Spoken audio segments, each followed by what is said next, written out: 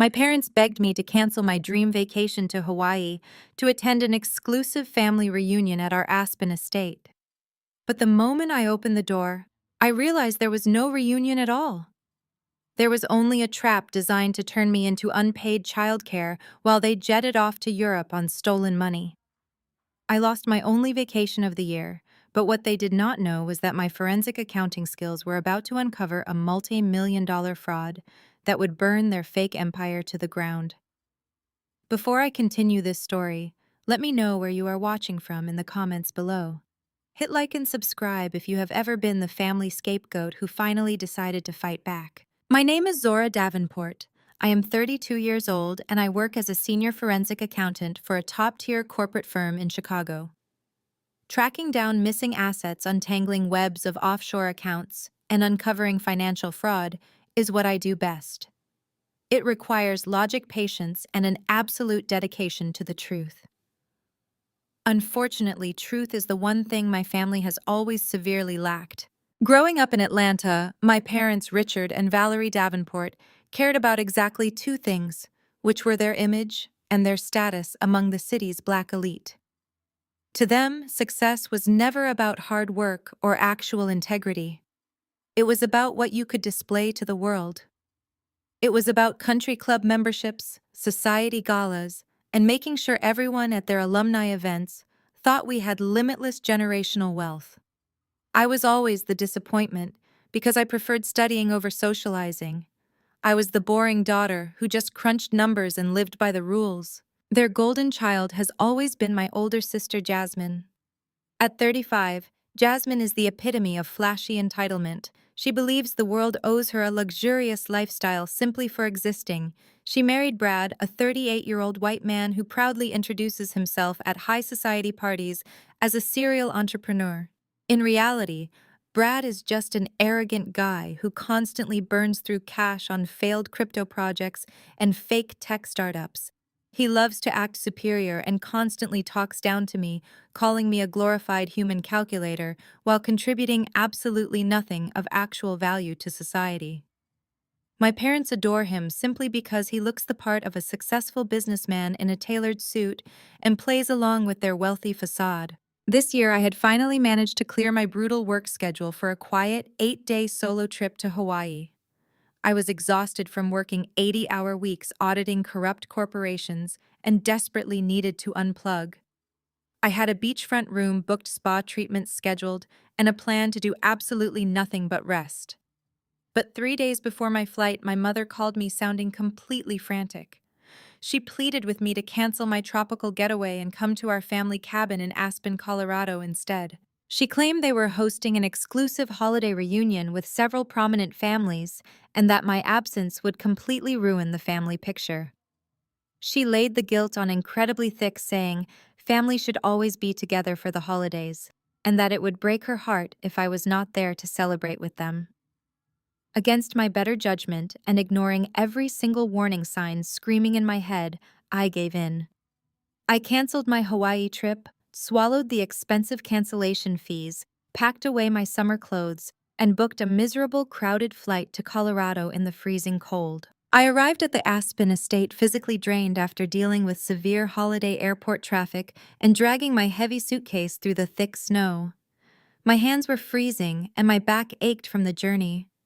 I was expecting the smell of a warm holiday dinner, a roaring fireplace, and maybe a little gratitude from my parents for changing my plans at the last minute to accommodate their social event. I pushed open the heavy custom oak doors ready to greet my family and try to make the best of the holiday. Instead, I walked into a literal nightmare. The massive living room looked like it had been hit by a hurricane. Expensive designer throw pillows were scattered everywhere. Hot chocolate was actively seeping into the vintage Persian rug, and 4 children were running around screaming at the top of their lungs. These were Jasmine and Brad's kids. 10-year-old twins Mason and Mia, 7-year-old Leo, and 5-year-old Chloe. They were completely out of control, chasing each other with fireplace pokers and throwing half-eaten food across the room with absolutely zero adult supervision. The noise was deafening and the destruction was everywhere. I stood frozen in the entryway, trying to process the chaos and wondering where the prestigious holiday reunion was supposed to be happening. Before I could even take off my winter coat, Jasmine and Brad strolled casually down the grand staircase. They were not dressed for a cozy family dinner or a society holiday party. They were zipping up matching designer ski jackets and adjusting their luxury goggles, looking incredibly smug and completely unbothered by the destruction happening in their wake. They looked like they were getting ready to leave the house entirely, and the sudden sinking feeling in my stomach told me I had just walked right into a massive lie. Right behind Jasmine and Brad, my parents Valerie and Richard descended the grand staircase. They were not wearing festive holiday sweaters or carrying gifts. They were dressed in immaculate winter couture, looking like they had just stepped out of a luxury travel magazine.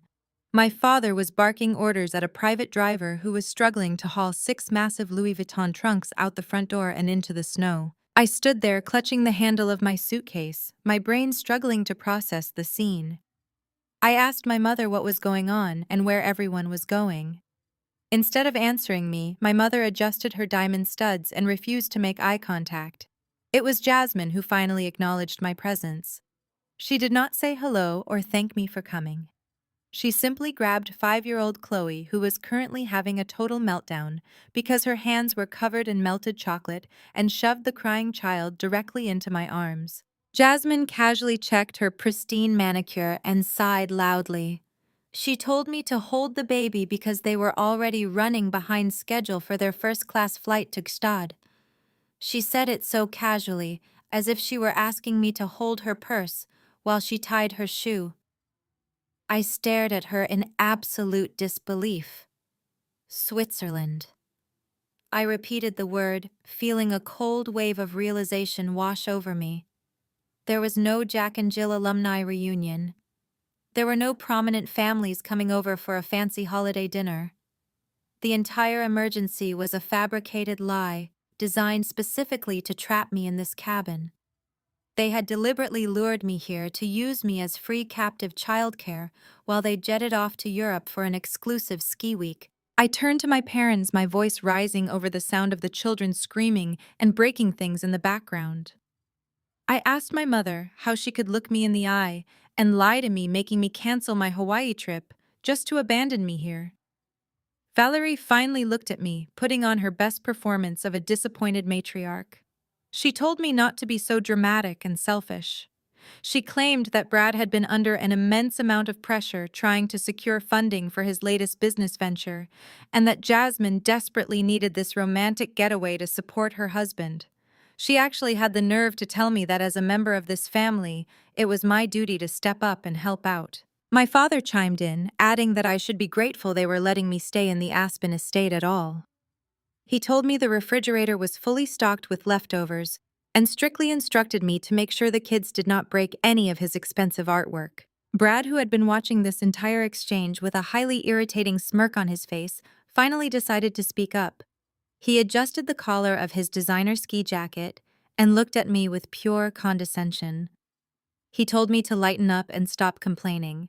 Then he delivered the insult that cemented everything. "Come on, Zora," he chuckled. "It is not like you had any real plans anyway. You are single and boring. Playing nanny for a week is probably the most exciting thing you will do all year. Consider it a favor to people who actually have lives." Before I could even formulate a response to his sheer audacity, the private driver signaled that the SUV was loaded and ready to go. Without another word, without a single ounce of guilt or a proper goodbye, my family turned their backs on me. Jasmine shouted over her shoulder to make sure the twins went to bed by 9. My mother reminded me not to drink the expensive wine in the cellar. They marched out into the crisp winter air, climbing into the warmth of the waiting luxury vehicle. The heavy oak doors slammed shut behind them with a definitive thud that echoed through the massive living room. The sound was final. I was left standing entirely alone in my winter coat, holding a sticky crying 5-year-old while 3 other unruly children continued to tear the house apart around me. I walked over to the window and watched the black SUV disappear down the snowy driveway, leaving fresh tire tracks in the otherwise perfect snow. I was supposed to be drinking a cocktail on a warm beach in Hawaii. Instead, I had been manipulated, used, and insulted by the very people who were supposed to be my family. I took a deep breath, feeling the initial shock slowly evaporate. In its place, a cold and clinical anger began to take root. They thought they had outsmarted the boring sister. They thought I would just sit here and take their abuse like I always did, because I was the reliable one who never fought back. But they forgot that I'm a forensic accountant, and I notice everything. They had no idea that their arrogant decision to leave me alone in this house would be the exact mistake that would bring their entire fake empire crashing down. For the first 48 hours, I existed in pure survival mode. There was no time to sit down and plot my revenge, or search the house for clues, because keeping 4 completely out of control children alive consumed every single ounce of my energy. Jasmine and Brad had raised little monsters who recognized zero boundaries and respected absolutely no one. The Aspen cabin quickly turned into a disaster zone. 5-year-old Chloe screamed at a pitch that rattled the windows whenever she was denied sugar, leaving sticky handprints across the custom velvet furniture. 7-year-old Leo treated the expensive leather sofas like a trampoline and used the antique dining chairs as his personal jungle gym. But the 10-year-old twins Mason and Mia were a completely different breed of terror. They were calculated, highly destructive, and deeply mean. On the first morning, I tried my best to establish a basic routine to keep the peace. I cooked a full breakfast and politely asked them to sit at the dining table. Instead, the twins decided the grand foyer was the perfect place for a game of indoor dodgeball using a heavy decorative globe they found in my father's study. I dropped my cooking utensils and ran toward the foyer to stop them, but I was too late. Mason laughed and launched the heavy globe directly at Mia. She ducked and the heavy sphere slammed right into a priceless vintage vase resting on an ornate pedestal. The crash echoed loudly through the entire house as thousands of dollars of hand-painted porcelain shattered into a million pieces across the polished hardwood floor. When I demanded they stop and help me clean it up, they simply laughed in my face and walked away, leaving me to sweep up the dangerous shards on my hands and knees. The disaster escalated to a breaking point on the second afternoon. I had stepped away for exactly 2 minutes to use the restroom, leaving my work iPad resting on the kitchen island. It was a secure company-issued device containing sensitive client files, audit reports, and complex financial models. When I came back, the kitchen was empty and my iPad was gone. I felt a sudden spike of panic and followed the echoing sound of loud splashing leading to the indoor heated pool room. I sprinted through the doors just in time to see Leo cheering loudly from the sidelines as Mason stood at the edge of the water. Before I could even yell his name, Mason tossed my expensive device straight into the deep end of the pool. It sank to the bottom like a heavy stone, the screen flashing once before dying completely. My entire professional lifeline was destroyed in an instant simply because they thought it would be a funny experiment to see if the glowing screen would stay lit underwater. I had to grab a long pool skimmer and fish the ruined metal rectangle out of the chlorinated water, feeling my blood pressure rise to a dangerous level. I finally lost my patience. I ordered all 4 of them out of the pool room and marched them into the main living room. I stood in front of them, holding the dripping ruined tablet, and told them their behavior was absolutely unacceptable. I laid down the law, telling them there would be no television, no tablet games, and no sugary snacks until they learned basic respect for the house and the people in it. I expected tears or maybe a loud tantrum from the younger ones. I certainly did not expect the sheer venom that came out of those 10-year-old mouths. Mia rolled her eyes, crossed her arms, and looked at me with an expression of pure disdain that perfectly mirrored my mother, Valerie. She boldly told me that I could not tell them what to do because I was just the help. Mason chimed in immediately, using words that sent an absolute chill down my spine. He called me a bitter, poor woman who was only allowed in this nice house because his parents took pity on me. Then he delivered a string of deeply classist and racially insensitive remarks that he had clearly absorbed directly from Brad. He made a disgusting comment about my natural hair, calling it highly unprofessional, and stated that people who look like me belong in the kitchen taking orders anyway. I froze, completely stunned by the vitriol. I demanded to know where they learned to speak to an adult and to their own aunt like that. Mason smirked proudly, puffing out his chest. He stated that his dad says I am nothing but a glorified calculator. He looked me dead in the eye with all the unearned confidence of a privileged child, and said his father told them I work for them. He repeated Brad's exact words, claiming that my only purpose in life is to count other people's money because I am not smart enough or classy enough to make my own. He said I was supposed to serve the family and that I should just shut up and know my place. Hearing a 10-year-old boy parrot his arrogant white father's racist and elitist garbage at his black aunt was a sobering and sickening moment.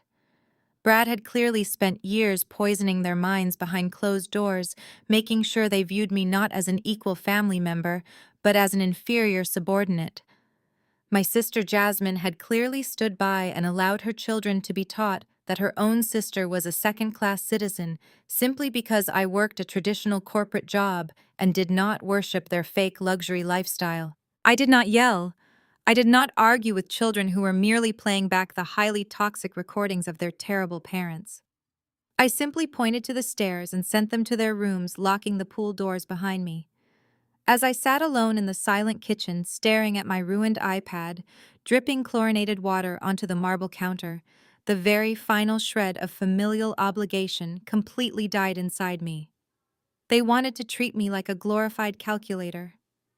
They were about to find out exactly what happens when a highly trained forensic accountant decides to aggressively audit her own family. With the kids finally confined to their rooms, the massive Aspen cabin fell into a tense and heavy silence. I threw my ruined iPad into the kitchen trash bin and walked upstairs to survey the damage in the rest of the house. I started with the Grand Master guest suite that Jasmine and Brad had claimed as their own.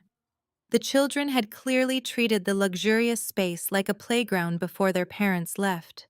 Expensive designer clothes were tossed carelessly over velvet chairs. Empty room service trays from the night before sat rotting on the mahogany desk, and the floor was littered with discarded toys and the torn-off tags of brand-new luxury ski gear.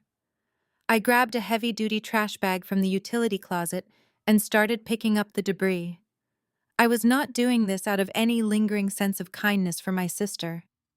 I was doing it because I refused to live in a pigsty for the next 6 days while playing warden to their unruly kids. As I knelt down to retrieve a sticky discarded juice box from underneath the solid oak nightstand, my hand brushed against something cold and metallic hidden in the thick carpet fibers. I pulled it out and held it up to the light.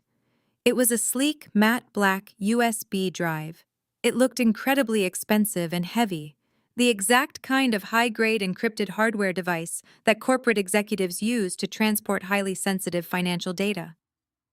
Brad must have carelessly dropped it from his pocket or briefcase while frantically rushing to pack his designer ski gear for Switzerland. Normally, I would have just placed it on the dresser and continued cleaning. I respect privacy even when I do not respect the person. But the echo of 10-year-old Mason calling me a glorified calculator was still burning fresh in my ears. Brad genuinely thought I was just a subordinate peasant meant to serve his family. He thought my profession was a joke, and my intelligence was entirely beneath him. I looked at the encrypted drive resting in the palm of my hand. Professional instinct, raw frustration, and a sudden thirst for justice collided perfectly.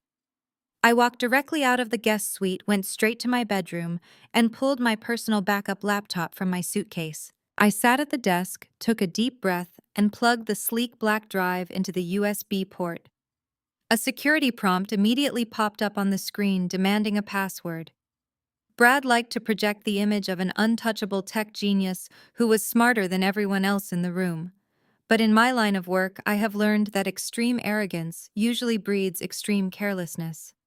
I tried his birth date, which flashed incorrect. I tried Jasmine's name, which also flashed incorrect. Then I thought about his overwhelming ego and his desperate need to be seen as a visionary. I typed in the name of his most recent failed crypto startup, followed by the year he founded it. The progress bar instantly flashed green and the drive unlocked. It was almost insulting how easy it was to break into the digital vault of a man who thought he was a mastermind. The root folder opened on my screen, revealing dozens of neatly organized subfolders. I started clicking through them, and my professional forensic accounting brain immediately kicked into high gear. The adrenaline hit me instantly. What I was looking at was not the financial portfolio of a successful tech entrepreneur or a savvy venture capitalist. It was a chaotic, highly illegal labyrinth of financial fraud.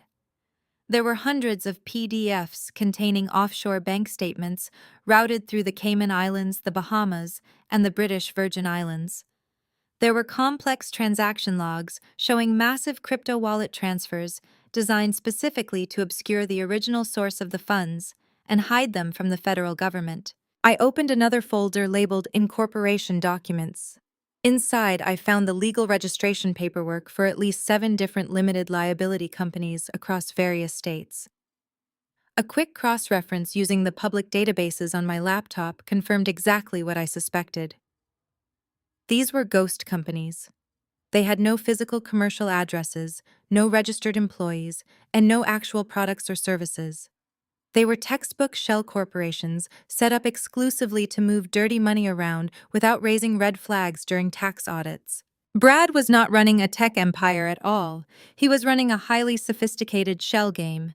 He was taking capital from naive investors, moving it through these fake companies, converting it into untraceable cryptocurrency, and then funneling it directly into his offshore accounts to fund the lavish millionaire lifestyle he and Jasmine flaunted on social media. My sister was not married to an elite businessman.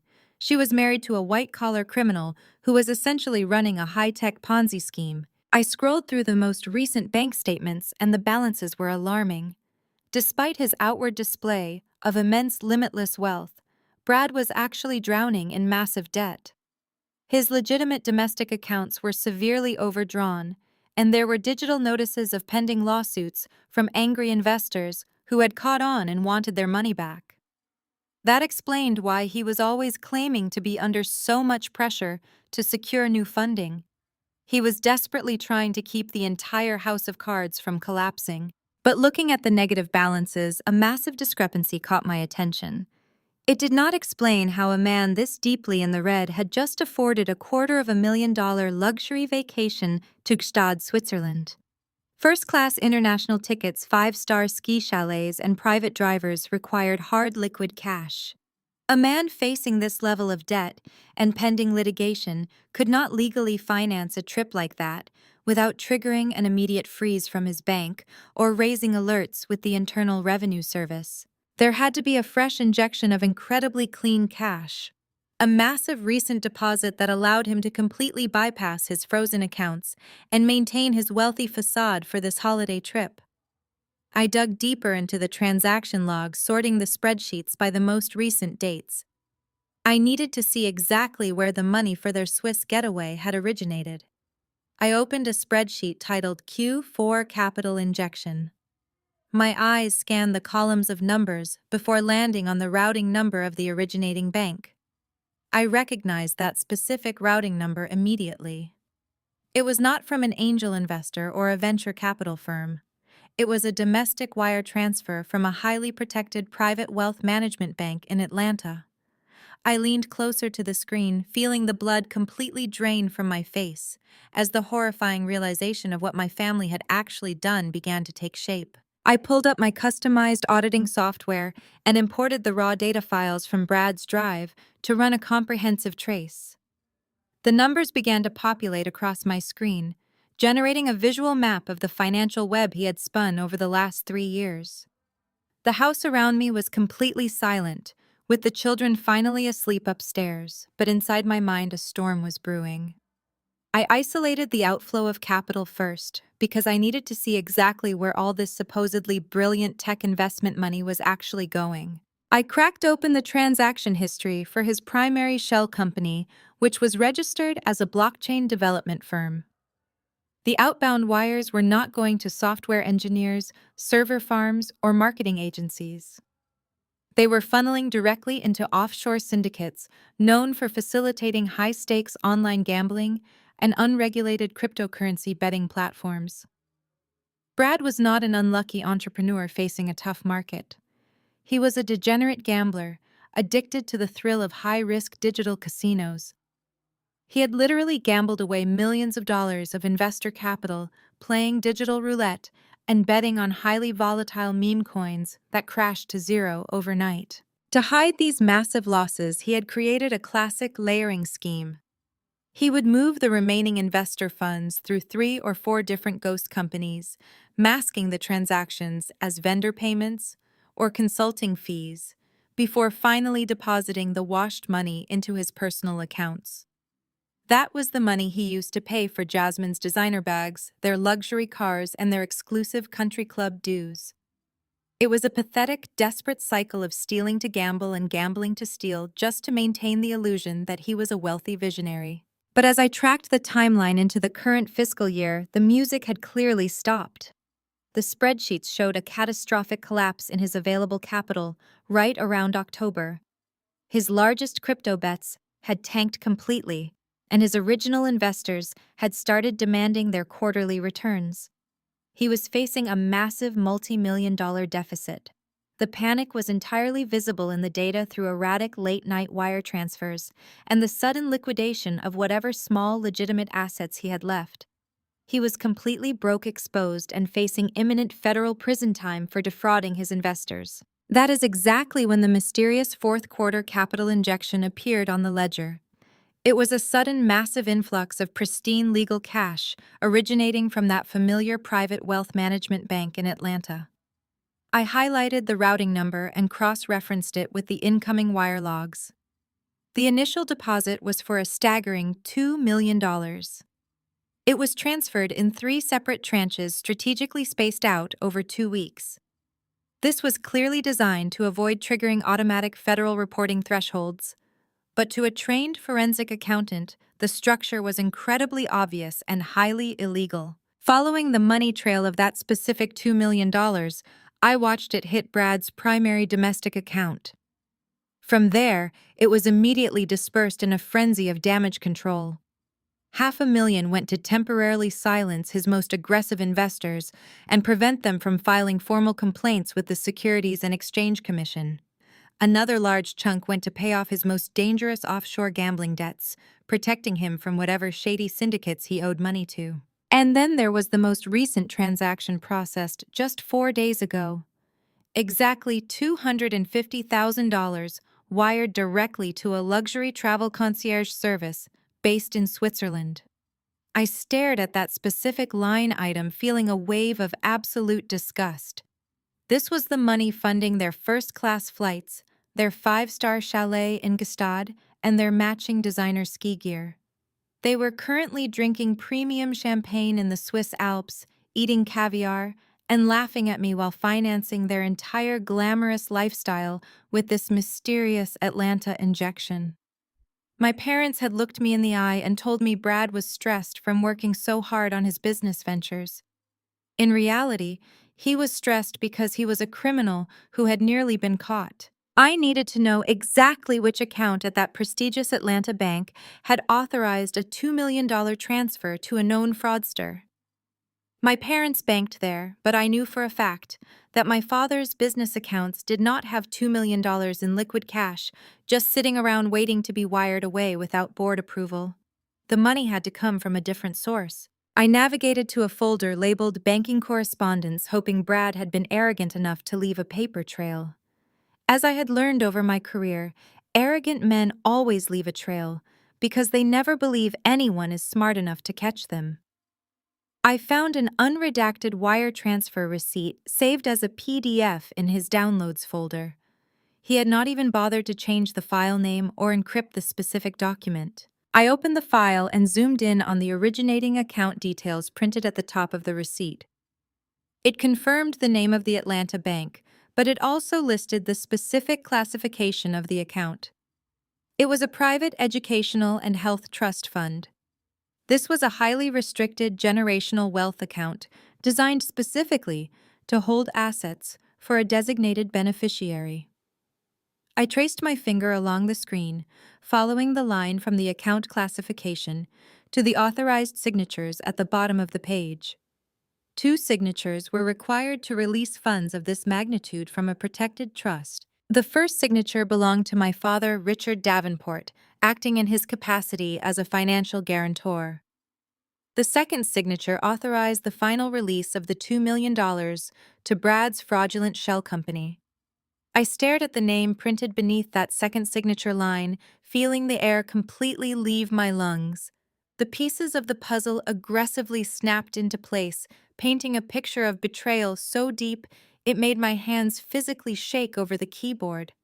I was no longer just looking at a money laundering scheme orchestrated by my terrible brother-in-law. I was looking at a massive coordinated family conspiracy. The name printed beneath the second signature line was my own. Zora Davenport. I stared at the elegant looping cursive that was a near-perfect replica of my handwriting. The screen seemed to blur for a fraction of a second as my brain struggled to reconcile the image in front of me with the chilling reality of my life. I had never seen this document before. I had never authorized a wire transfer of this magnitude. I had never signed away $2 million to Brad or to anyone else. My own parents had forged my signature. I leaned closer to the monitor, examining the digital ink. My father, Richard, had always been meticulous. He must have pulled my signature from an old tax return or a college financial aid form they kept in their records. He had carefully traced and replicated it to satisfy the bank's dual authorization requirement. The account listed at the top of the PDF was the Davenport Educational and Health Trust. Nana Coretta, my formidable grandmother, had set up this specific fund entirely in my name when I turned 18. Nana had built a massive cosmetics and logistics empire from the ground up in the 1970s, and she possessed an uncanny ability to read people. She knew exactly how obsessed my parents were with Jasmine and her flashy country club lifestyle. Nana established this trust as an impenetrable safety net for me, ensuring that no matter how much Richard and Valerie poured into my sister's endless demands for luxury, I would always have absolute financial security. The terms of the trust were incredibly strict by design. Withdrawals of this size required the signature of the primary beneficiary, which was me, and a designated family guarantor, which was my father. Richard and Valerie had exploited that exact legal structure to commit their crime. They needed massive capital to save Brad from federal prison and protect the family image from a humiliating public scandal.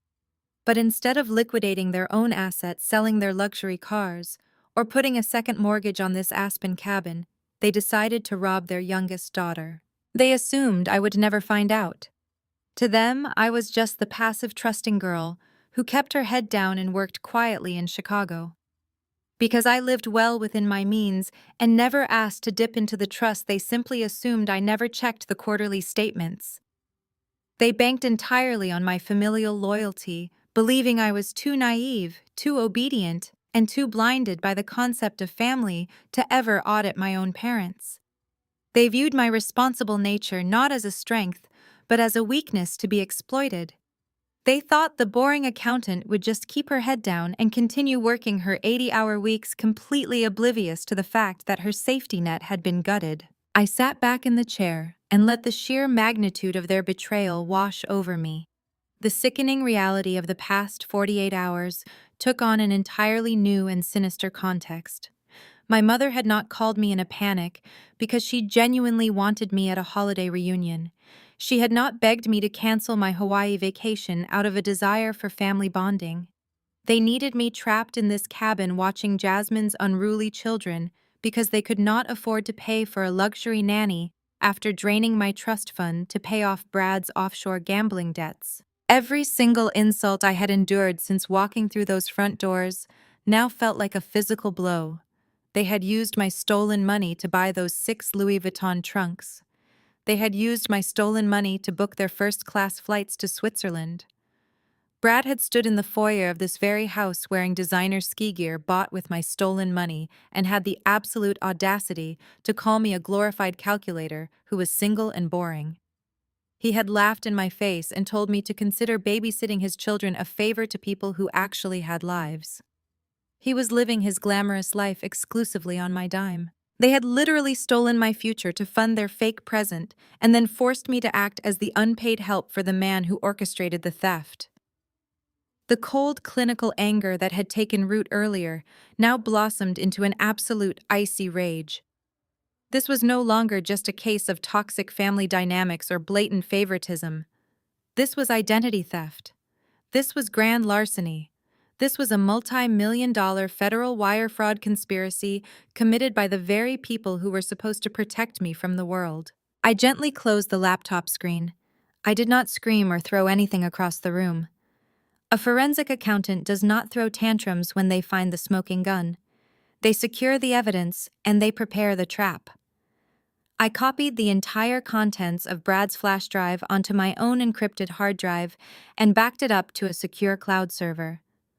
I took high-resolution photographs of the forged wire transfer documents and the offshore bank statements, ensuring that even if Brad realized his mistake and remotely wiped the drive, I would still hold all the cards. My parents and my sister thought they had successfully executed the perfect crime against the weakest link in the family.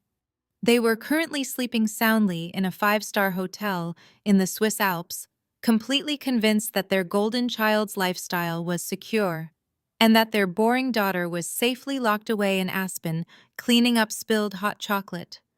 They had no idea that they had just handed a loaded weapon to a woman who destroys fraudulent financial empires for a living. I reached into my pocket and pulled out my phone, checking the time difference between Colorado and Switzerland. It was time to make a transatlantic phone call and let them know exactly who they had decided to steal from. I picked up my phone and opened the FaceTime application. I quickly calculated the time difference in my head. It was evening in Gstaad, Switzerland, which meant they would likely be sitting down for dinner. I selected Jasmine's contact and pressed the video call button. The screen rang for what felt like an eternity before the image finally connected. The contrast between my current reality and theirs was immediately jarring and intensely bitter. I was sitting alone in a dimly lit, quiet cabin surrounded by the chaotic wreckage their children had caused.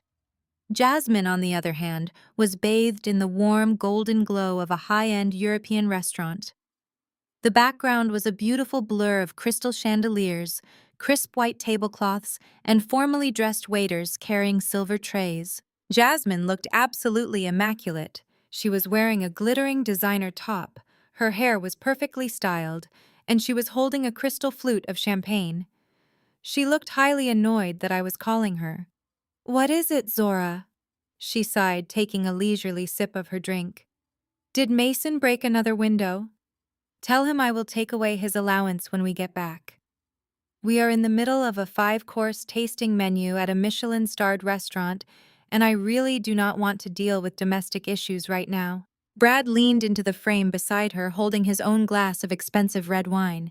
He smirked at the camera and jokingly asked if I was calling to ask how to work the microwave. I kept my voice completely flat and devoid of any emotion. I did not yell, and I did not let a single tear fall.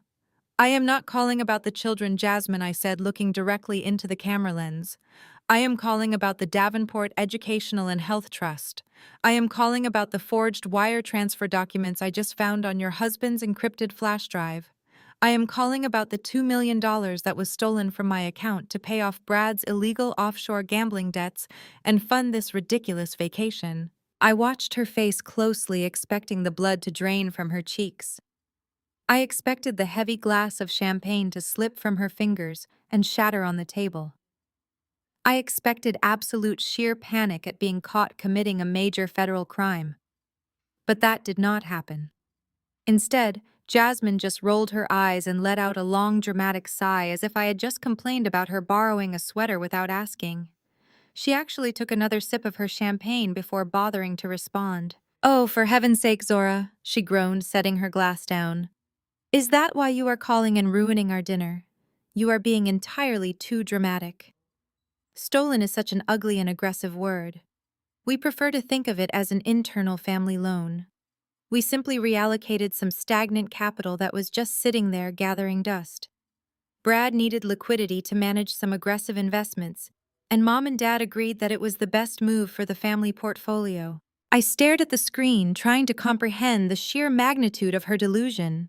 "You forged my signature," I stated clearly, ensuring there was no room for any misunderstanding.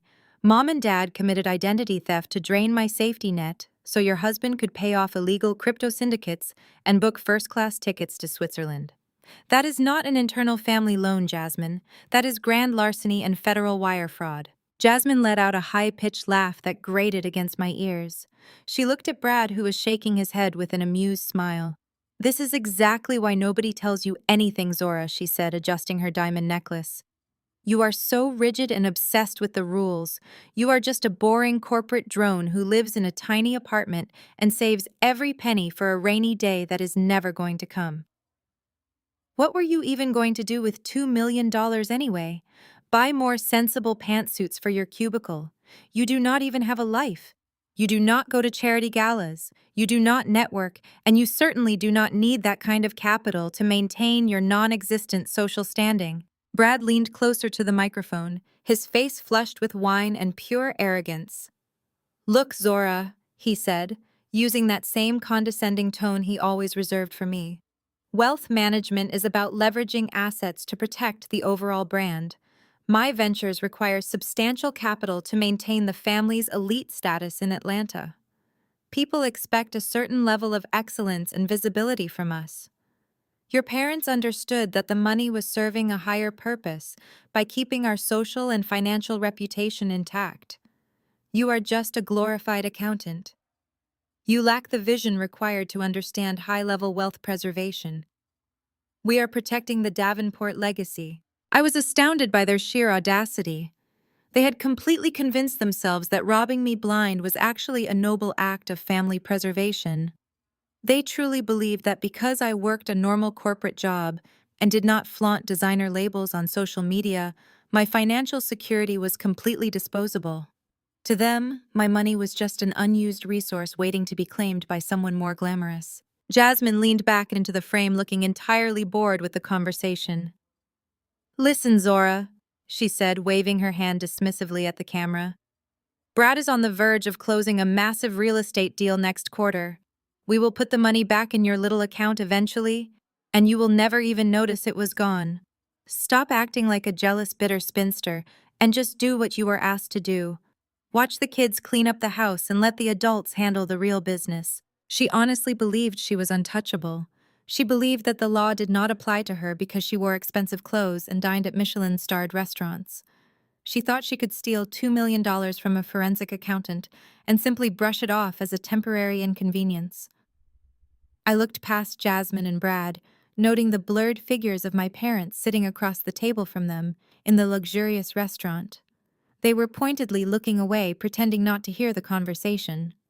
They were cowardly hiding behind their golden child, and her fraudulent husband hoping I would just back down and accept my role as the family victim. The cowardice of their silence did not last long.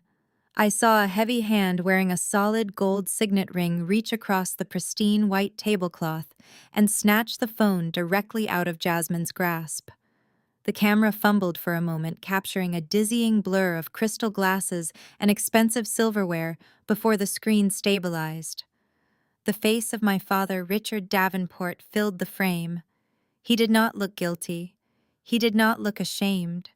He looked absolutely furious that his authority was being questioned by the one person he had spent his entire life training to be submissive. His jaw was clenched tight, and the veins in his neck stood out against the collar of his tailored dinner jacket. He glared at me through the screen with a look of pure, unadulterated contempt. I had seen this look many times throughout my childhood, whenever I failed to meet his impossible standards, or whenever I dared to ask for the same attention he so freely gave to Jasmine. But this time, the stakes were entirely different. Listen to me very carefully, Zora, he growled, his voice dropping to that low, dangerous register he used when he wanted to assert absolute dominance. You are going to lower your voice, and you are going to stop this ridiculous tantrum right now. You are causing a scene, and you are embarrassing this family. I stared back at him, refusing to let my expression waver. You committed federal wire fraud, I said firmly, holding my ground. You forged my signature to steal my trust fund. There is no tantrum here. There is only a forensic accountant looking at a criminal. My father's face flushed a deep shade of crimson. He leaned so close to the phone that I could see the furious glint in his eyes. Do not you ever speak to me about the law, he spat. I am your father. I gave you life. I paid for the food you ate and the roof over your head for 18 years. That money was sitting in an account doing absolutely nothing while your sister and her husband needed capital to secure our family legacy. I made an executive decision as the patriarch of this family to reallocate those funds where they were needed most. You do not own anything that I do not allow you to own. His sheer entitlement was staggering, but I did not interrupt him. I let him continue digging his own grave with his words. He was so blinded by his own narcissism that he genuinely believed his position as a father placed him entirely above federal law. If you even think about going to the police or contacting the bank about this, I will personally ensure that your life is completely destroyed, he threatened. His voice was cold and deliberate, calculating every syllable for maximum impact. Do you really think anyone is going to believe a bitter mid-level accountant over me? I am Richard Davenport. I sit on the board of directors for 3 major financial institutions in Atlanta. I play golf with the managing partners of the biggest accounting firms in Chicago. I have spent decades building a network of power and influence that you cannot even begin to comprehend. He let that sink in, allowing the weight of his social status to press down on me through the digital connection. He was weaponizing the very elite network he worshipped to crush his own daughter. One phone call, Zora, he continued, his eyes narrowing. That is all it will take. One phone call to my connections in Chicago, stating that my daughter is experiencing a severe mental health crisis. I will tell them you are unstable, prone to fabricating malicious lies about your family, and entirely unfit to handle sensitive corporate accounts. I will have you blacklisted from every single accounting firm in the country. You love your little job so much. I will make sure you never work in finance again. You will be blackballed, humiliated, and left with absolutely nothing. I listened to him map out my professional execution without blinking. He was laying out a masterclass in psychological abuse. He was threatening to strip away the one thing I had built entirely on my own, my career, just to protect the fraudulent lifestyle of his white son-in-law. He was fully prepared to sacrifice my livelihood and my reputation to keep Brad out of federal prison. You would really destroy my career to protect a man who gambles away stolen money, I asked, keeping my voice deadpan to mask the adrenaline surging through my veins. I am protecting our name, he fired back without a second of hesitation. Brad is part of the Davenport brand now. His success is our success. Your sister requires a certain standard of living, and it is my job to ensure she maintains it. You have always been perfectly content living a mediocre life. You do not need $2 million to sit alone in your apartment. You should be honored that your resources are being used to elevate this family to the next tier of high society. He adjusted his jacket, looking utterly convinced of his own twisted righteousness. Now here is what is going to happen, he commanded, pointing a thick finger at the camera lens. You are going to hang up this phone. You are going to go into the kitchen and clean up whatever mess my grandchildren made. You are going to cook them dinner, put them to bed, and spend the rest of this week doing exactly what you were told to do. You will be a supportive aunt and a grateful daughter. He leaned back, crossing his arms over his chest, radiating the smug satisfaction of a man who believes he has just won the war. If you shut your mouth and do your job, I might consider letting you keep your little accounting career. I might even have Brad toss you a few $1,000s when we get back so you can buy yourself something nice for your troubles. But if you cross me, Zora, I will wipe you off the professional map so fast your head will spin. Do we have an understanding? I looked at the man who had supposedly raised me. There was no love in his eyes. There was only a ruthless demand for submission. He viewed me purely as collateral damage and acceptable sacrifice on the altar of his own vanity. He thought his threats of blacklisting me would bring me to my knees because my career was the only thing I had. He thought he possessed all the power in the world. He had absolutely no idea that his entire empire was built on a foundation of sand, and that I was currently holding the match that would burn it all to the ground. Before I could even offer a single word in response to my father's unhinged ultimatum, the camera angle violently shifted. Richard was abruptly shoved toward the edge of the frame as Brad leaned his entire upper body into the screen. His face was deeply flushed, a combination of the high Swiss altitude and the several bottles of premium vintage wine they had undoubtedly consumed on my dime. He rested his forearm on the pristine white tablecloth, holding his crystal glass loosely in one hand, while staring down at the camera with an expression of pure, arrogant amusement. Brad let out a loud, condescending chuckle that made my stomach turn. He told my father to relax and save his breath, claiming I was completely harmless. He looked directly into the lens and told me that my father was giving me entirely too much credit by assuming I actually had the nerve to go to the authorities. According to Brad, I was nothing but a timid rule follower who was inherently terrified of conflict and lacked the backbone required to make any real waves in the world. He took a slow, deliberate sip of his wine, savoring the taste before launching into a monologue that perfectly encapsulated his overwhelming delusion. He told me to take a good, hard look around the Aspen cabin. He commanded me to admire the vaulted wooden ceilings, the imported stone fireplace, and the panoramic views of the snow-covered mountains. He stated with absolute conviction that a boring, miserable woman like me would never in a million years be able to afford a vacation in a zip code like that on my own. He said I should be dropping to my knees and thanking him and Jasmine for allowing me to step foot inside a multi-million-dollar estate. He actually claimed that staying behind to watch their unruly children was an honor and a privilege that I was currently squandering with my ridiculous jealousy. I remained perfectly still watching this mediocre fraud of a man puff out his chest. He was lecturing me about the privilege of sitting inside a house that my own grandmother bought, a house that was technically managed by the very trust he had just robbed. Brad leaned even closer to the microphone, his voice dripping with an unbearable smugness. He decided to shift his attack from my supposed lack of courage to my deeply lacking personal life. He told me that everyone in the family knew exactly why I was throwing this desperate little tantrum.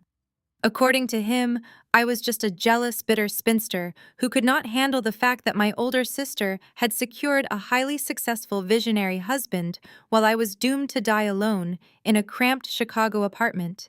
He stated that my obsessive need to scrutinize his financial genius was nothing but a pathetic projection of my own deeply unfulfilling romantic life. He claimed I was furious that nobody wanted me, so I was desperately trying to tear down a beautiful, thriving marriage out of pure spite. Jasmine laughed brightly in the background of the video call, completely validating her husband's disgusting character assassination of her own sister. I could see my mother Valerie nodding along in agreement, entirely pleased that her golden child had snagged a man who knew how to put me in my proper place. Brad was practically glowing from the validation of my toxic parents. He continued his verbal assault, turning his attention to my career. He completely dismissed my grueling path to becoming a senior forensic accountant, waving his hand as if my entire profession was a joke. He called me a glorified pencil pusher and a sad little desk jockey who would never understand the mindset of an apex predator in the financial ecosystem. He claimed that people like me exist solely to do the boring, tedious paperwork for actual innovators like him. He said I lacked the vision, the charisma, and the sheer aggressive intellect required to operate in the winner's circle. He told me I was born to be a subordinate. He genuinely believed that his string of failed cryptocurrency scams and shell companies made him a titan of industry, while my legitimate high-level corporate auditing career made me a peasant. The sheer racial and classist undertone of a white con artist telling a highly educated black woman that she was born to serve his needs was staggering. He was weaponizing my own family's elitist garbage against me, using their absolute support as a shield to demean me in ways he would never dare to do in any other setting. Brad swirled the remaining wine in his glass and offered me a sickeningly sweet smile. He delivered his final crushing insult with the casual ease of a billionaire tossing spare change to a beggar. He told me that if I stopped acting like a hysterical, jealous spinster and actually did my job, he would reward me. He instructed me to make sure the kids did not break any more vintage vases, keep the kitchen spotless, and have the entire cabin smelling like fresh pine for their return. If I managed to be a good little obedient babysitter, he promised he would toss me a $5,000 tip when they got back from Switzerland. He actually laughed and suggested I use the money to buy myself a bunch of cats to keep me company since I clearly had no other prospects. He raised his glass to the camera, offering a mocking toast to my pathetic existence. I did not break eye contact with the screen. I absorbed every single vile, degrading word he threw at me. I watched my family laughing in the background, celebrating my absolute humiliation. They thought they had broken my spirit completely. They thought the threat of professional ruin from my father combined with the personal degradation from Brad had successfully forced me back into my designated role as the family scapegoat. I did not raise my voice. I did not argue or attempt to defend my career, my relationship status, or my worth as a human being.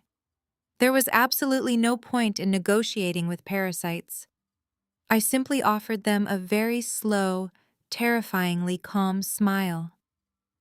"Enjoy the slopes, Brad," I said, my voice dangerously soft and perfectly level.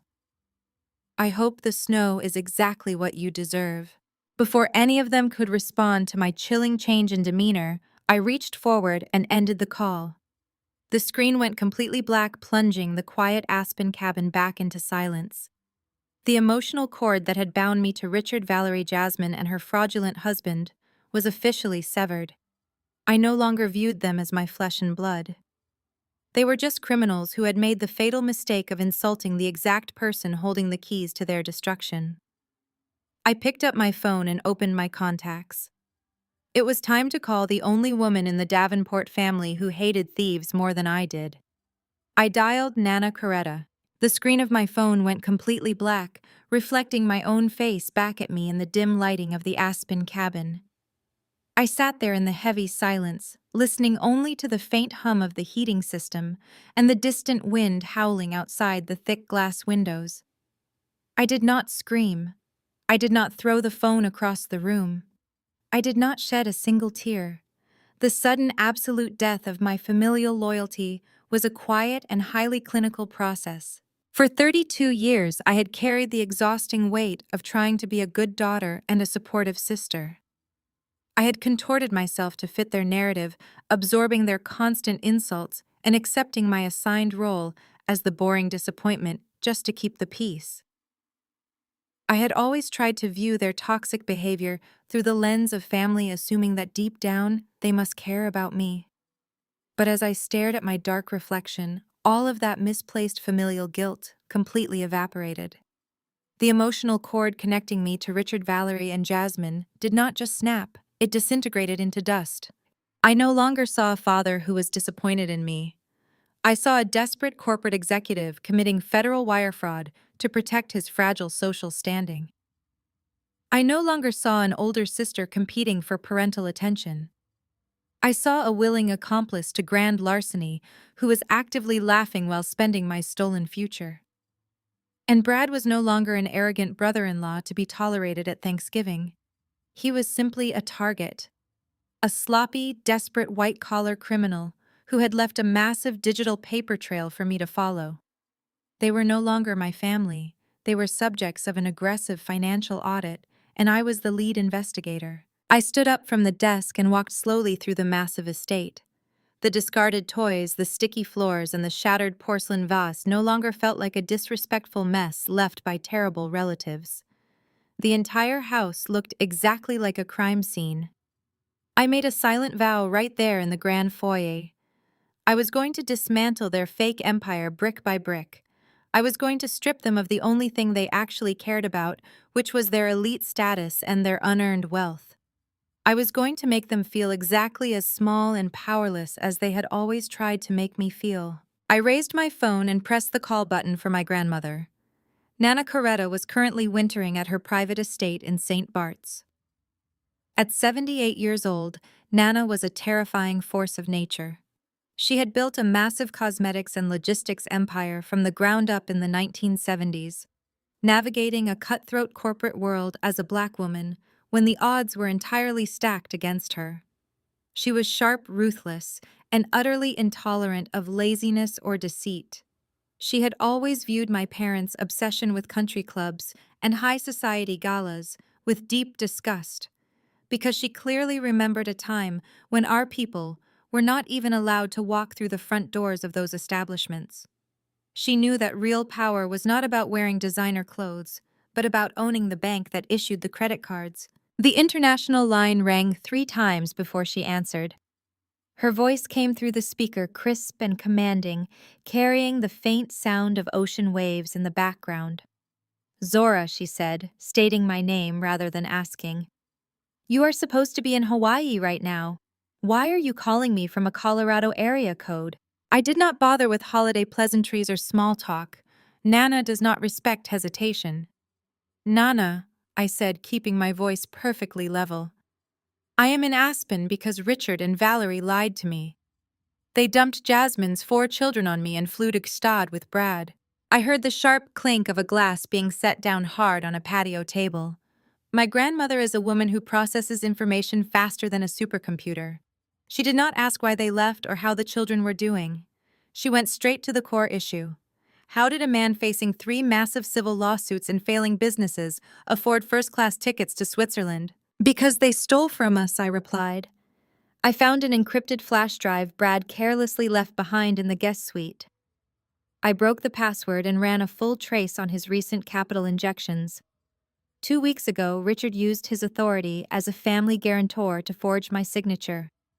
They bypassed the dual authorization security protocols and wired $2 million out of the Davenport Educational and Health Trust directly into one of Brad's offshore shell companies. The silence on the other end of the line was absolute. The temperature of the conversation dropped to absolute zero. When Nana Coretta finally spoke, her voice was dangerously quiet.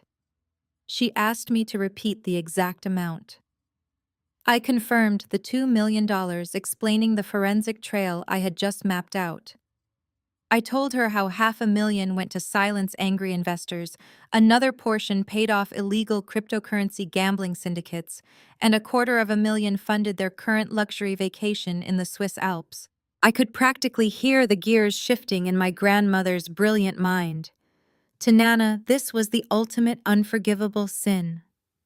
Richard and Valerie had not just stolen money, they had enabled a fraudulent white con artist to actively drain Black generational wealth that she had bled to build. They had handed over her legacy to a man who actively mocked the woman the trust was designed to protect. They had sacrificed decades of her hard work just to keep a mediocre criminal out of federal prison so they could continue to brag to their wealthy friends. Zora, my grandmother said, her tone suddenly shifting from quiet shock to military precision. I need you to listen to me very carefully. You are going to take all of that digital evidence and back it up to a secure offline server immediately. You are not going to say another word to your parents or your sister. You are going to let them enjoy their champagne and their ski slopes for a few more hours because they are about to experience a financial avalanche that will bury them alive. I smiled, looking out the large windows at the dark, snowy mountain peaks. The evidence is already secured, Nana, I told her. I am ready to burn it all down. Good, she replied. Pack your emotional bags, Zora. We are going to war. The line crackled slightly as Nana took a deep breath, the sound of the Caribbean wind briefly filling the silence. When she spoke again, the grandmother I knew was entirely gone. In her place was the ruthless chief executive, who had crushed her corporate rivals for 4 decades. She did not offer me words of comfort or hollow sympathies about my ruined vacation. She immediately shifted into a state of cold tactical aggression, demanding the exact details of the transaction. Read me the name of the authorizing officer at the bank, she commanded, her tone sharp and devoid of any warmth. I opened the PDF of the forged wire transfer and read the name aloud. Nana let out a sharp, humorless laugh. She knew him. She had personally vetted him 10 years ago when he was just a junior wealth manager. She promised me that by tomorrow morning he would be clearing out his desk and facing a federal inquiry for failing to verbally verify a $2 million withdrawal with the primary beneficiary. But it was not the careless bank manager that fueled the intense burning rage radiating through the phone. It was my father. Nana's voice trembled with a terrifying blend of disappointment and absolute fury. She reminded me of exactly what it took to build the Davenport empire. She talked about starting her cosmetics and logistics company in Atlanta during the 1970s. She spoke of the racist loan officers who refused to shake her hand, the suppliers who tried to bankrupt her, and the countless sleepless nights she spent building a financial fortress so her family would never have to bow to anyone. I bled for this wealth, Zora, she said, her voice echoing with decades of hard-fought battles. I built an empire so my children and grandchildren would be untouchable. I created a legacy of independence. And Richard took the very legacy I bled for and handed it over to a mediocre white con artist who plays roulette with stolen money, just so Valerie can show off her fake designer bags at the country club. I told Nana exactly what Brad had said on the FaceTime call. I repeated his disgusting comments about how he was protecting the Davenport brand and how my money was better spent financing his visionary lifestyle than sitting in a boring corporate accountant's bank account. I told her how my parents sat there in that Michelin-starred restaurant, silently validating every single classist and racist insult Brad threw at me, simply because he looked the part of a wealthy entrepreneur. The silence that followed from St. Bart's was deafening. When Nana finally spoke, her words were sharp enough to cut glass. "That arrogant little thief truly believes he is the Davenport brand," she stated. "He thinks he can walk into our family, steal the money I made from the ground up, and use it to treat my granddaughter like the hired help." Richard and Valerie are so blinded by their desperate need to fit in with the Atlanta high society that they willingly handed the keys to the vault to a man who actively despises us. Nana was not just angry about the money. $2 million was a drop in the bucket compared to her total net worth. She was furious about the sheer, unadulterated disrespect. She was livid that my parents had actively participated in my financial execution just to preserve their fake social status. They chose the illusion of wealth over their own flesh and blood. Nana despised Valerie for constantly prioritizing society galas and alumni networking events over actual family loyalty. But seeing Richard actively assist in defrauding his own daughter was a betrayal Nana could not stomach. "Open the master ledger, Zora," she instructed, her tone shifting into pure strategic warfare. "I want you to track every single penny that fraud spent over the last 14 days. I want the name of the travel concierge who booked their flights.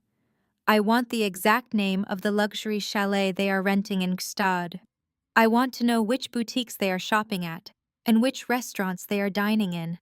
I want every single transaction mapped out and verified." I quickly typed on my laptop, pulling the requested data from the encrypted drive. My forensic accounting skills allowed me to slice through the transaction logs with ease. I read off the names of the Swiss hospitality companies, the five-star dining establishments, and the luxury ski resorts Brad had wired my money to. I detailed the exact amounts paid to the offshore gambling syndicates and the hush money wired to the angry investors. Nana memorized every single detail with flawless precision. "They think they have gotten away with the perfect crime," she said, her voice dropping to a dangerous whisper. "They think they can strand you in the freezing cold to raise their undisciplined children while they spend your future on champagne and caviar. But they forgot who controls the board.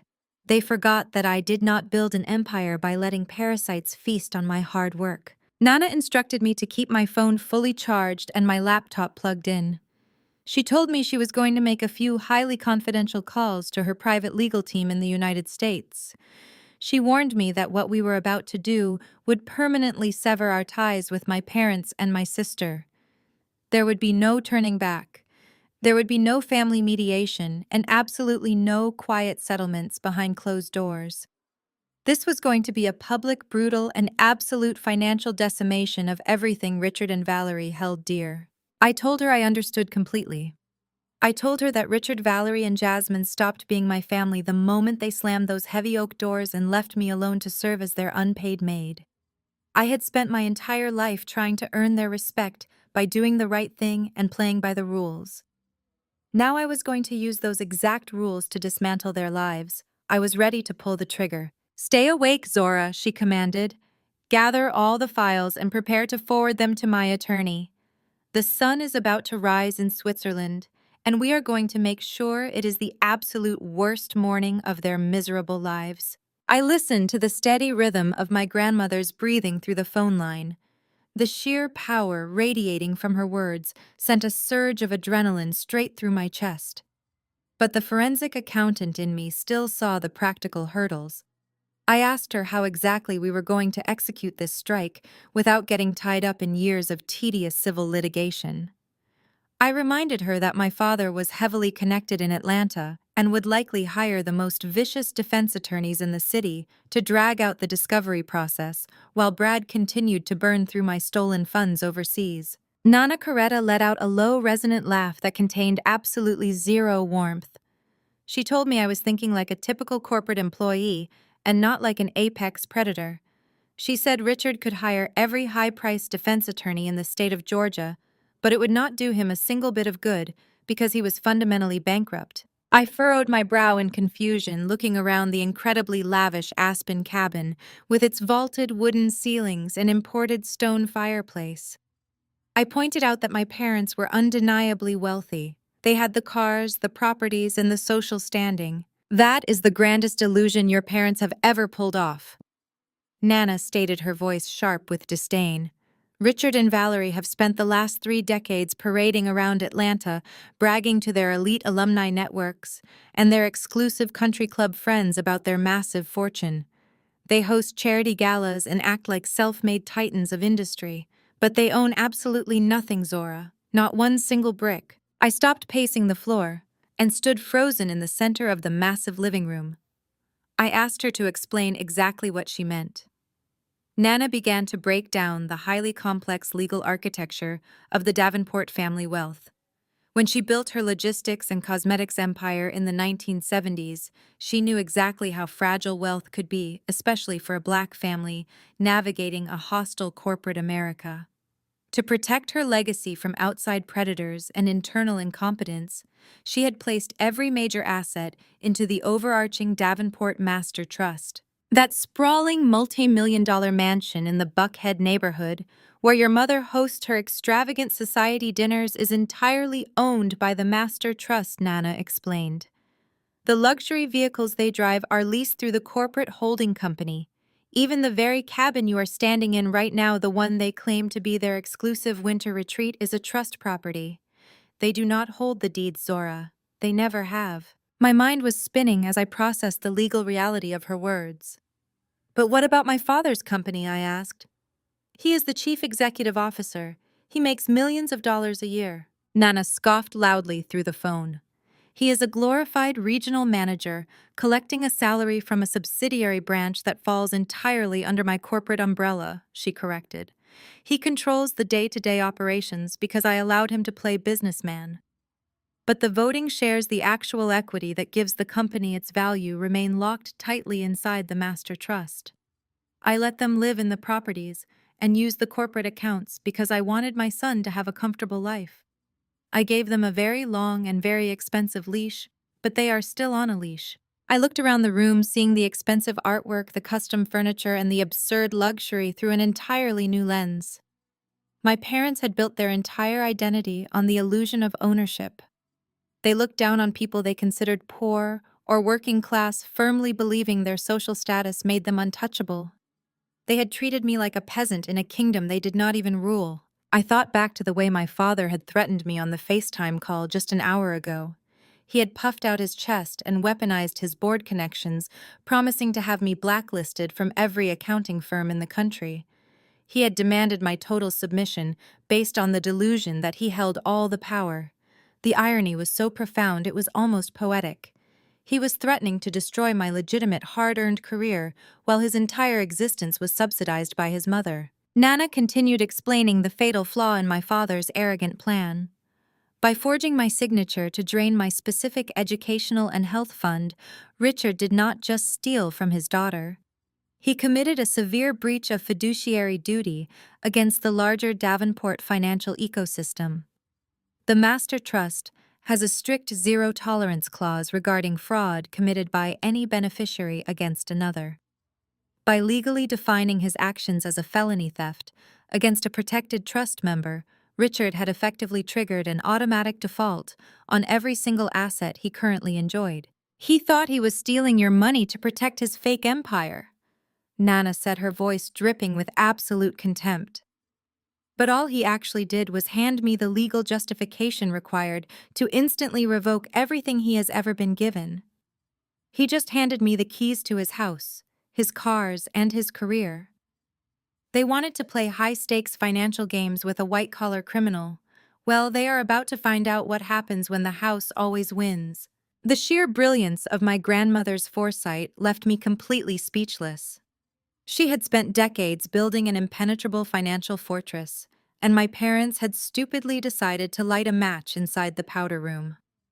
Valerie had likely spent the last few weeks bragging to her socialite friends about their upcoming luxury Swiss vacation, totally blind to the fact that she was basically a highly paid tenant in a borrowed life.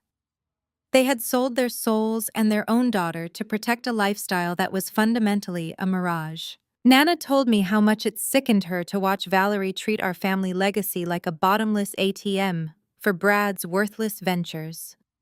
Valerie had always viewed the Davenport money as her personal royal treasury, constantly funding Brad's arrogant crypto scams, just to ensure Jasmine stayed married to a man who looked good in country club photos. Nana told me that she had been looking for a legal mechanism to cut Brad off completely without triggering a massive public family war. Richard and Valerie's sheer greed had just provided her with the exact legal weapon she needed. They thought you were just the quiet sister who would sweep up their messes and keep her mouth shut, Nana said, her tone turning fiercely proud. They underestimated your intelligence, and they vastly underestimated my absolute willingness to burn their fake social standing to the ground. We are not just going to stop them, Zora. We are going to legally evict them from the elite society they worship. The realization that my parents were entirely powerless fundamentally rewired my brain. All the years of enduring their condescension, taking their harsh critiques about my boring lifestyle, and watching them elevate Jasmine and Brad as the pinnacle of success felt like a massive joke. They were nothing but sophisticated frauds living on an allowance. I had built my own career, paid for my own apartment, and secured my own future while they were merely playing dress-up in Nana's clothes. I gripped the phone tighter, feeling an intoxicating wave of absolute control wash over me. I was no longer the victim trapped in an Aspen cabin. I was the financial executioner, and my grandmother had just handed me the axe. I asked my grandmother how exactly we were going to bypass the inevitable legal circus my father would try to orchestrate. Richard was a proud and desperate man. I knew he would try to frame this theft as a simple domestic dispute or a misunderstanding between family members regarding a shared trust. He would hire expensive defense lawyers to argue that, as my father and the family patriarch, he had the implied authority to move those funds for the benefit of the family brand. I told Nana that we needed a mechanism to strike so hard and so fast that he would not even have time to call his country club attorneys. My grandmother was completely silent for a moment. Then she told me to think back to my 30th birthday dinner in Chicago. It was a quiet dinner, just the two of us at a high-end steakhouse. I remembered that night perfectly because it was the only birthday celebration I had experienced in years where I was not forced to share the spotlight with one of Jasmine's manufactured dramas. After dinner, Nana had handed me a thick leather portfolio filled with complex legal paperwork. At the time, she told me they were emergency proxy documents. She claimed that because she was getting older, she needed me to have executive signing authority over the Davenport Master Trust, strictly in the event that she became medically incapacitated. As a forensic accountant, I had read every single page before signing, and the legal language aligned with her explanation. I was designated as the sole successor to the executive board. You read those documents perfectly, Zora, my grandmother said, her voice ringing with absolute triumph. But what I did not tell you was that I never filed them as a medical contingency. The very next morning, I filed them with the state and federal regulators as an immediate and permanent transfer of power. I stepped down from the executive board 3 years ago. I quietly transferred full executive control of the Davenport Master Trust to you. You are not the future successor, Zora. You have been the active legal chief executive officer of our entire family empire for the last 36 months. I stopped breathing. The phone felt suddenly heavy in my hand. I asked her to repeat what she had just said. Nana explained that she had spent decades watching Richard and Valerie prioritize the illusion of wealth over actual financial stability. She saw how they fawned over Brad, despite his obvious lack of business acumen, simply because he wore tailored suits and spoke with unearned confidence. She realized that the moment she passed away, Richard would liquidate the entire Davenport legacy to fund Brad's fraudulent ventures and Jasmine's insatiable shopping habits. She knew that the empire she had bled to build would be bankrupt within 5 years if she left it in the hands of people who only cared about social climbing. She needed a successor who understood the brutal reality of numbers. She needed someone who lived by the rules, someone who valued security over flashiness. She needed the boring daughter. She needed the glorified calculator. She had kept the transfer an absolute secret because she knew Richard would throw a monumental tantrum if he found out he had been passed over for his youngest daughter. She had continued to act as the face of the company, allowing Richard to play the role of the big boss in Atlanta, while she quietly let me build my own independent career in Chicago. She wanted me to learn how to operate in the corporate trenches without the safety net of the Davenport name. She wanted me to become a predator in the financial world before she handed me the keys to the kingdom. But Richard's sheer arrogance had just forced her to reveal the secret early. Nana laid out the devastating legal reality of what my father had actually done. By forging my signature on that wire transfer, Richard did not just steal money from a daughter's college fund. The account he drained was legally structured as a corporate holding of the master trust. That meant my father, an employee of the subsidiary branch, had actively forged the signature of the chief executive officer to embezzle $2 million of corporate funds. He then took those stolen corporate funds and wired them across state lines and international borders into offshore shell companies controlled by Brad. This was no longer a messy family squabble over an inheritance.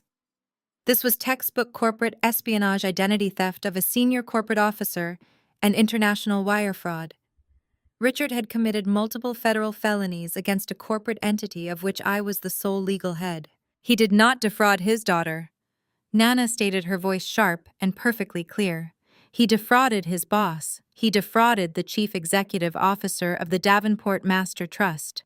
And as the chief executive officer, you possess the absolute unilateral authority to terminate his employment, revoke his access to all corporate assets, and freeze every single account associated with his name without consulting anyone. The realization hit me with the force of a freight train. Every single insult they had hurled at me over the past 48 hours suddenly became incredibly funny. My father had threatened to call his board connections to have me blacklisted from the accounting industry, completely unaware that I was technically his employer.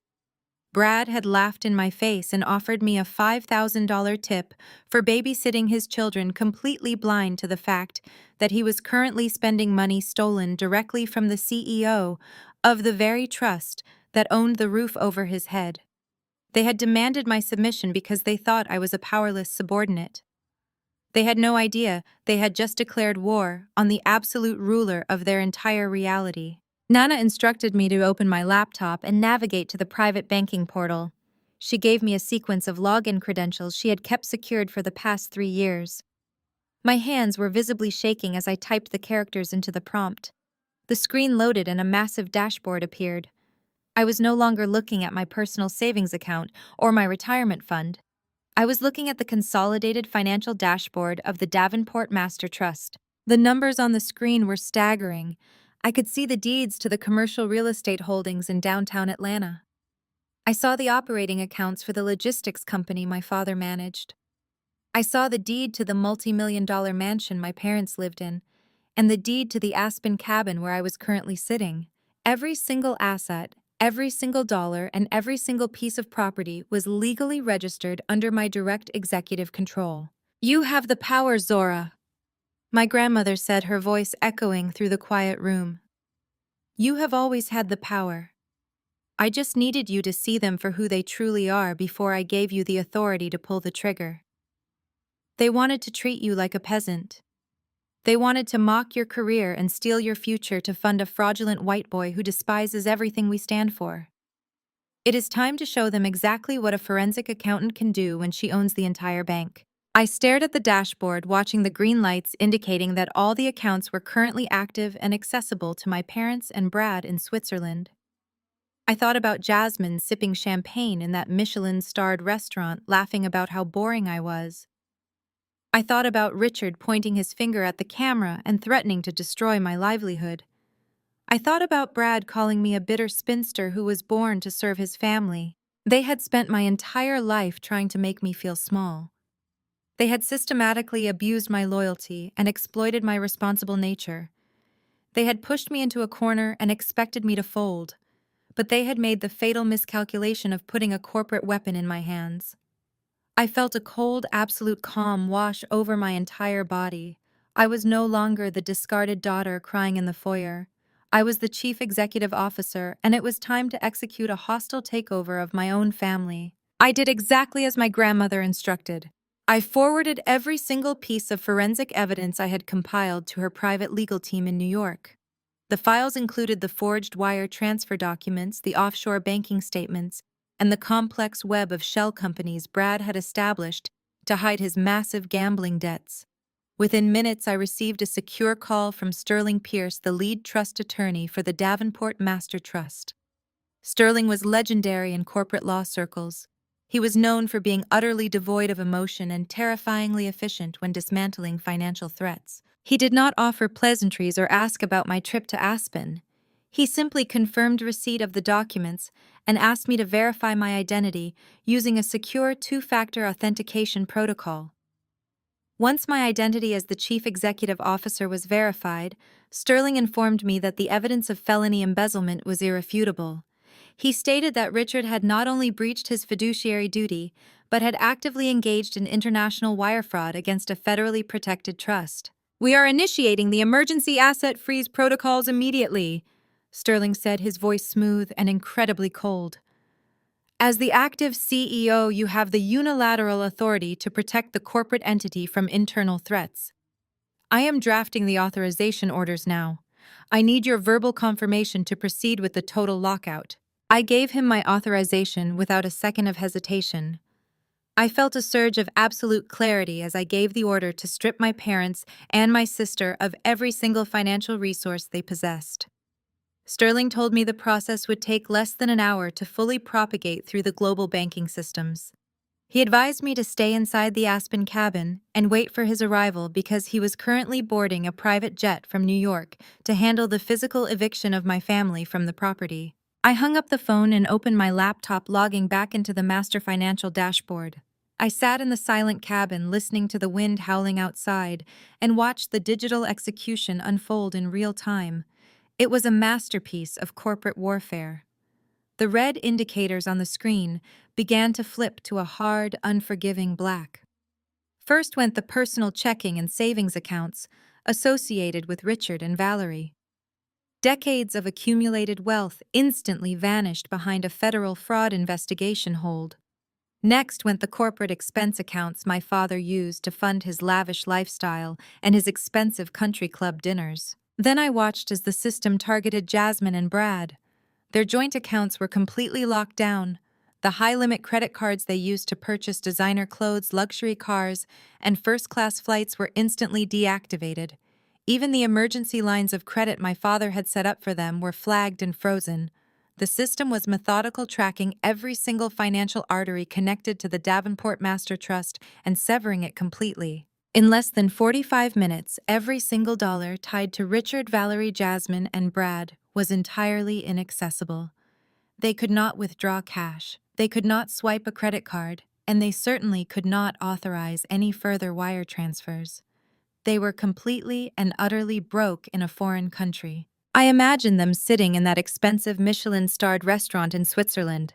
They were probably still laughing about my boring life and bragging about Brad's visionary investments. They had no idea that their entire financial existence had just been vaporized by the very woman they had mocked and abandoned just a few hours earlier. They were about to experience the absolute terror of being truly helpless, a feeling they had forced upon me for my entire life. The emergency asset freeze did not just stop at their bank accounts. Sterling had initiated a complete corporate lockout. My father's access to the logistics company he managed was revoked. His corporate email was disabled, his security clearance was flagged, and the board of directors was notified of a pending federal investigation into his actions. The empire he thought he controlled had completely rejected him. He was no longer a powerful executive. He was a suspect in a major white-collar crime. I closed my laptop, feeling a profound sense of satisfaction. I had not screamed, I had not thrown a tantrum, and I had not begged for their respect. I had simply used my intelligence and the immense power my grandmother had secretly given me to enforce the rules they thought they were above. I had executed a flawless financial strike, and now I just had to wait for the inevitable fallout. The avalanche had been triggered, and it was heading straight for the Swiss Alps. Less than 3 hours after the digital execution was finalized, the sound of heavy tires crunching over the packed snow broke the silence of the Aspen estate. I stood by the frosted glass of the living room window and watched an imposing matte black SUV pull smoothly into the circular driveway. The vehicle looked entirely out of place against the idyllic winter landscape, resembling something a tactical response team would use, rather than a holiday transport. The heavy doors opened in perfect synchronization. Out stepped Sterling Pierce, looking exactly as terrifying and impeccably polished as his corporate reputation suggested. He wore a sharp charcoal overcoat over a tailored suit, his posture rigid and his expression completely devoid of any warmth. He was flanked by two massive private security contractors, whose sheer physical presence commanded immediate compliance. I walked over to the grand entrance and unlocked the heavy oak doors. Sterling stepped inside, bringing a rush of freezing mountain air with him. He did not offer a casual greeting or ask how I was holding up after being abandoned. He simply gave me a crisp, respectful nod, acknowledging me not as a stranded family member, but as the active chief executive officer of the Davenport Master Trust. He gestured for his security personnel to secure the perimeter of the estate before turning his sharp gaze toward the living room. The brief period of quiet I had enjoyed was over. Jasmine's 4 children had emerged from their rooms and resumed their chaotic reign of terror. Mason and Mia were shouting at each other over a violent video game on the massive flat-screen television, while the younger two chased each other across the expensive upholstery, leaving a trail of cookie crumbs in their wake. Sterling did not raise his voice to be heard over the deafening noise. He simply unbuttoned his overcoat, handed it to one of his men, and walked directly to the center of the living room. He picked up the television remote from the coffee table and firmly pressed the power button, plunging the room into sudden, jarring silence. Mason spun around, his face contorted in the exact same expression of entitled rage his father always wore. The 10-year-old boy puffed out his chest and demanded to know who Sterling was and why he had turned off their game. He boldly stated that his parents owned this house and that Sterling was going to be fired for trespassing. Sterling looked down at the arrogant child with an expression of absolute clinical detachment. He adjusted his pristine cuffs and spoke with a voice so cold it practically froze the air in the room. He informed Mason that his parents did not own a single piece of wood in this cabin. He stated that the adults who brought them here were currently subjects of a major federal financial investigation and that all playtime at this property was permanently and immediately suspended. He then snapped his fingers, giving a silent command to his 2 security contractors. The contractors moved with rapid military precision. One of them stepped forward and smoothly confiscated the gaming controllers right out of the twins' hands. The other walked over to the kitchen island and gathered up every single smartphone, tablet, and electronic device the children had scattered across the marble countertops. Jasmine and Brad had entirely relied on expensive screens to parent their children, and removing those devices stripped the kids of their primary distraction. Mia began to shriek at the top of her lungs, threatening to call her mother and have everyone arrested. Sterling knelt down slightly to be at eye level with her. He calmly advised her that her mother's phone was currently deactivated due to corporate fraud, and that any further screaming would result in all of them spending the rest of the week sitting in absolute silence staring at a blank wall. The sheer overwhelming authority radiating from Sterling completely shattered the children's manufactured confidence. They had spent their entire lives being enabled by their parents, shielded from any real discipline, and taught to view other people as their personal servants. Confronted for the very first time by a man who possessed actual power and zero tolerance for their bratty behavior, they instantly crumbled. Mason shrunk back onto the sofa, his previous arrogance evaporating into fear. Chloe hid behind her older brother, and even the loudest complaints from Mia died in her throat. Sterling instructed them to go to the dining room, sit in their chairs, and wait quietly for further instructions. For the first time since they had arrived at the cabin, the four children obeyed without a single word of protest. With the children finally subdued and the house secured under his absolute control, Sterling turned his attention back to me. He walked over to the heavy mahogany dining table and placed his sleek leather briefcase on the polished surface. The metallic click of the lock's opening sounded like a gavel striking a sounding block. He reached inside and extracted a thick stack of heavily watermarked legal documents secured in a premium binding. He turned the entire stack so it faced me directly. These are the finalized, unredacted execution orders from the Davenport Master Trust. He announced, his tone shifting into one of profound professional respect. They contain the emergency injunctions, the asset freeze confirmations, and the irrevocable transfer of all physical and liquid properties to your direct signature authority.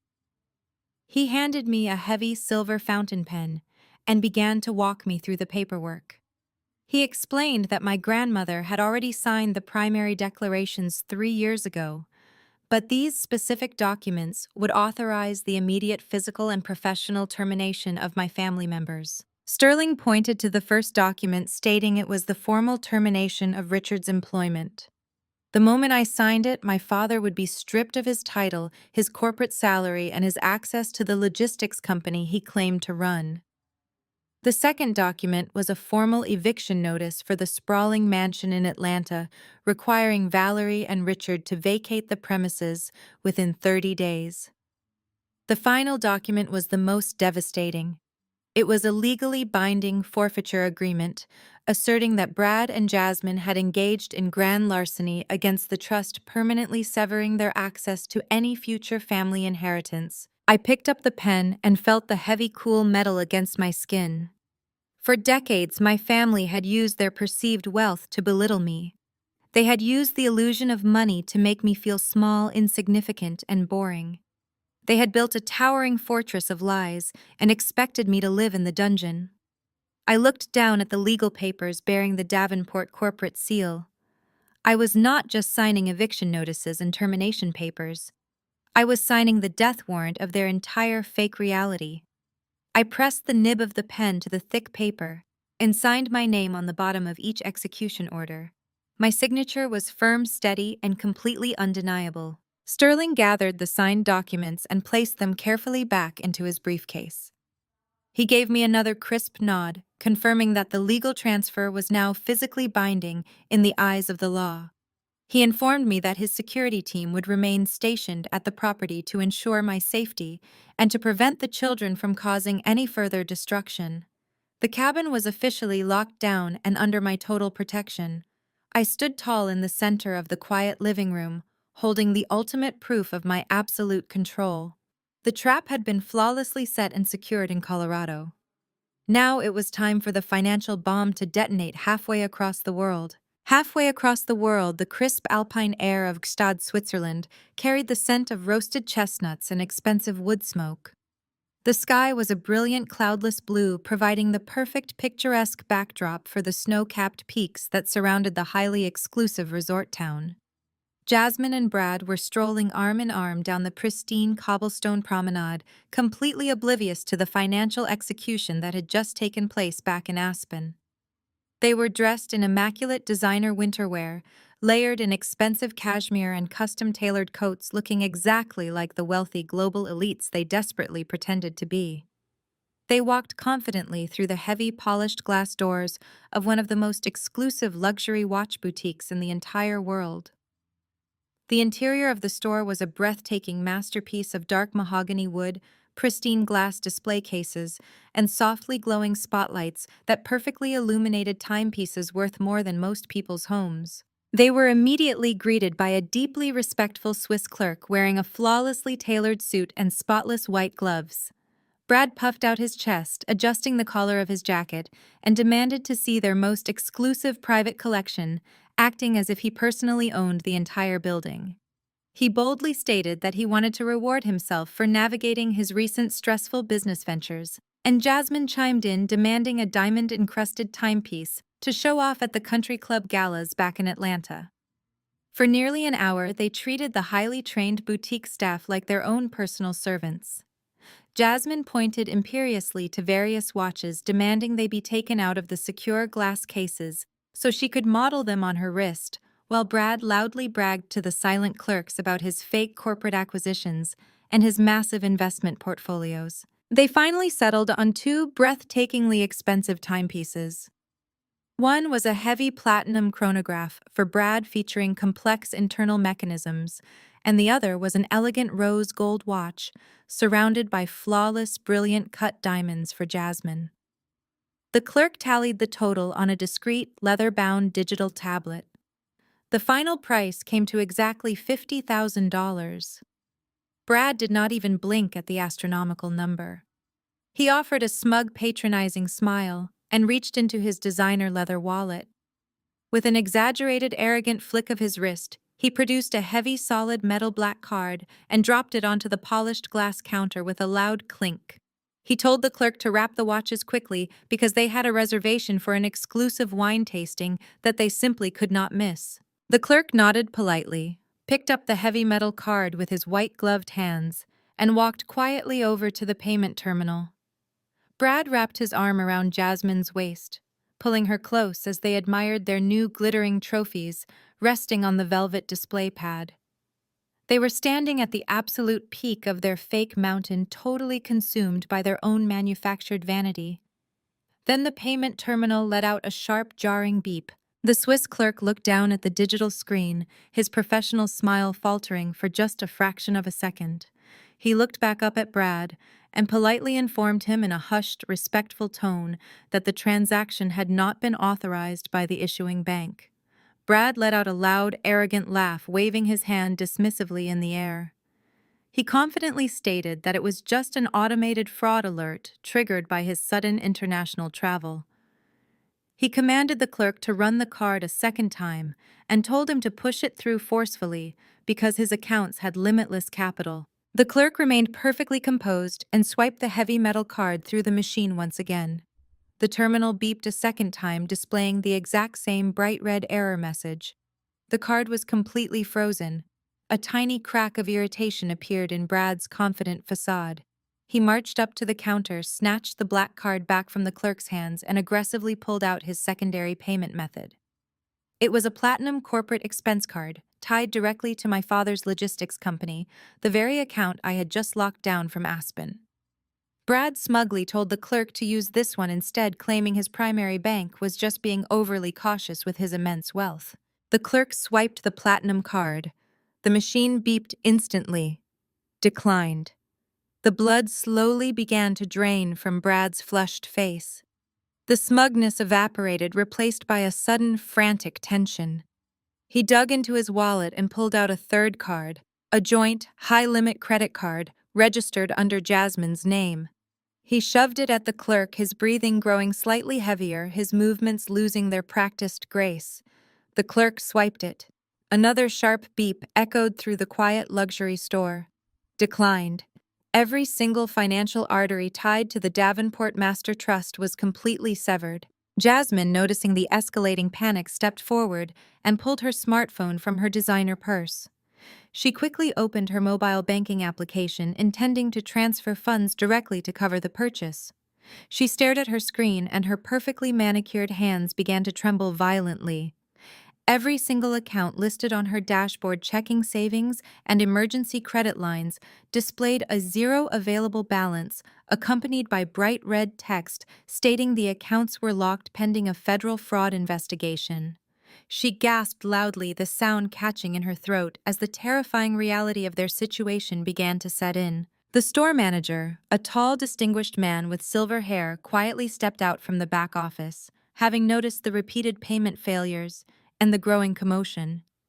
He approached the counter and spoke in a very low, discreet voice, informing Brad that none of his financial institutions were authorizing the transactions. He gently suggested that Brad step outside to contact his bank to resolve the issue as they could not release the merchandise without secured payment. Instead of stepping outside to make a phone call, Brad completely lost his mind. His fragile ego, built entirely on stolen money, shattered in an instant. He slammed his fist down hard on the glass display case, causing the delicate watches to rattle and the clerks to physically jump back in alarm. He began screaming at the top of his lungs, completely destroying the quiet, elegant atmosphere of the boutique. He called the Swiss staff incompetent and stupid, yelling that he was a multi-million-dollar tech visionary and that their faulty payment machines were insulting his status. Jasmine frantically grabbed Brad's arm, begging him to lower his voice as other wealthy patrons in the boutique turned to stare at them with absolute disgust. But Brad was spiraling into a total temper tantrum, unable to process the sudden catastrophic loss of his power. He demanded respect. He demanded the watches. He threatened to buy the entire boutique just to fire everyone working inside it, screaming that he was a Davenport and they were treating him like a common criminal. The store manager did not argue. He did not raise his voice or attempt to soothe the screaming man. He simply gave a subtle, sharp nod to the two massive security guards stationed near the entrance. The guards stepped forward with military precision, flanking Brad and Jasmine and firmly gripping their arms. Brad tried to pull away, shouting threats of lawsuits, but the guards were unyielding. Without a single word, they physically marched the screaming, arrogant fraud and his panicked, weeping wife straight through the heavy glass doors. They were unceremoniously shoved out onto the freezing cobblestone street, the doors locking securely behind them. They stood there shivering in the cold alpine air, surrounded by judging onlookers, utterly humiliated and entirely broke in the middle of a foreign country with absolutely no way to pay for their mistakes. Richard and Valerie Davenport walked through the ornate double doors of their five-star Swiss hotel, completely unaware of the financial devastation that had just occurred. They were flushed from an afternoon of private ski lessons and expensive hot chocolate, their arms linked, as they strolled across the marble floor of the grand lobby. They nodded politely to other wealthy guests, carrying themselves with the supreme confidence of people who believed their position in the world was unassailable. Richard pressed the call button for the private elevator that serviced their luxury suite, intending to change for dinner before meeting Jasmine and Brad. When the elevator arrived, Richard confidently swiped his Platinum Hotel keycard against the electronic reader. Instead of the soft chime indicating access granted, the reader flashed a harsh red light and emitted a sharp negative beep. Richard frowned, assuming it was a simple technological error, and swiped the card a second time. The result was the exact same. Valerie sighed, adjusting her designer scarf, and suggested they simply visit the concierge desk to have the cards reprogrammed. They walked across the expansive lobby, approaching the front desk with the casual annoyance of wealthy people inconvenienced by minor bureaucratic glitches. Richard placed the deactivated keycard on the polished mahogany counter and demanded it be fixed immediately. The concierge, a young woman with a crisp uniform, took the card and scanned it into her terminal. Her professional smile instantly vanished. She looked up at Richard, her expression shifting from polite deference to extreme caution. She quietly asked them to wait for just a moment and disappeared into the back office. When she returned, she was accompanied by the general manager of the hotel, a highly distinguished Swiss gentleman who did not look happy. The manager approached Richard and spoke in a very low, discreet voice, informing him that the hotel had received an urgent notification from their financial processing system.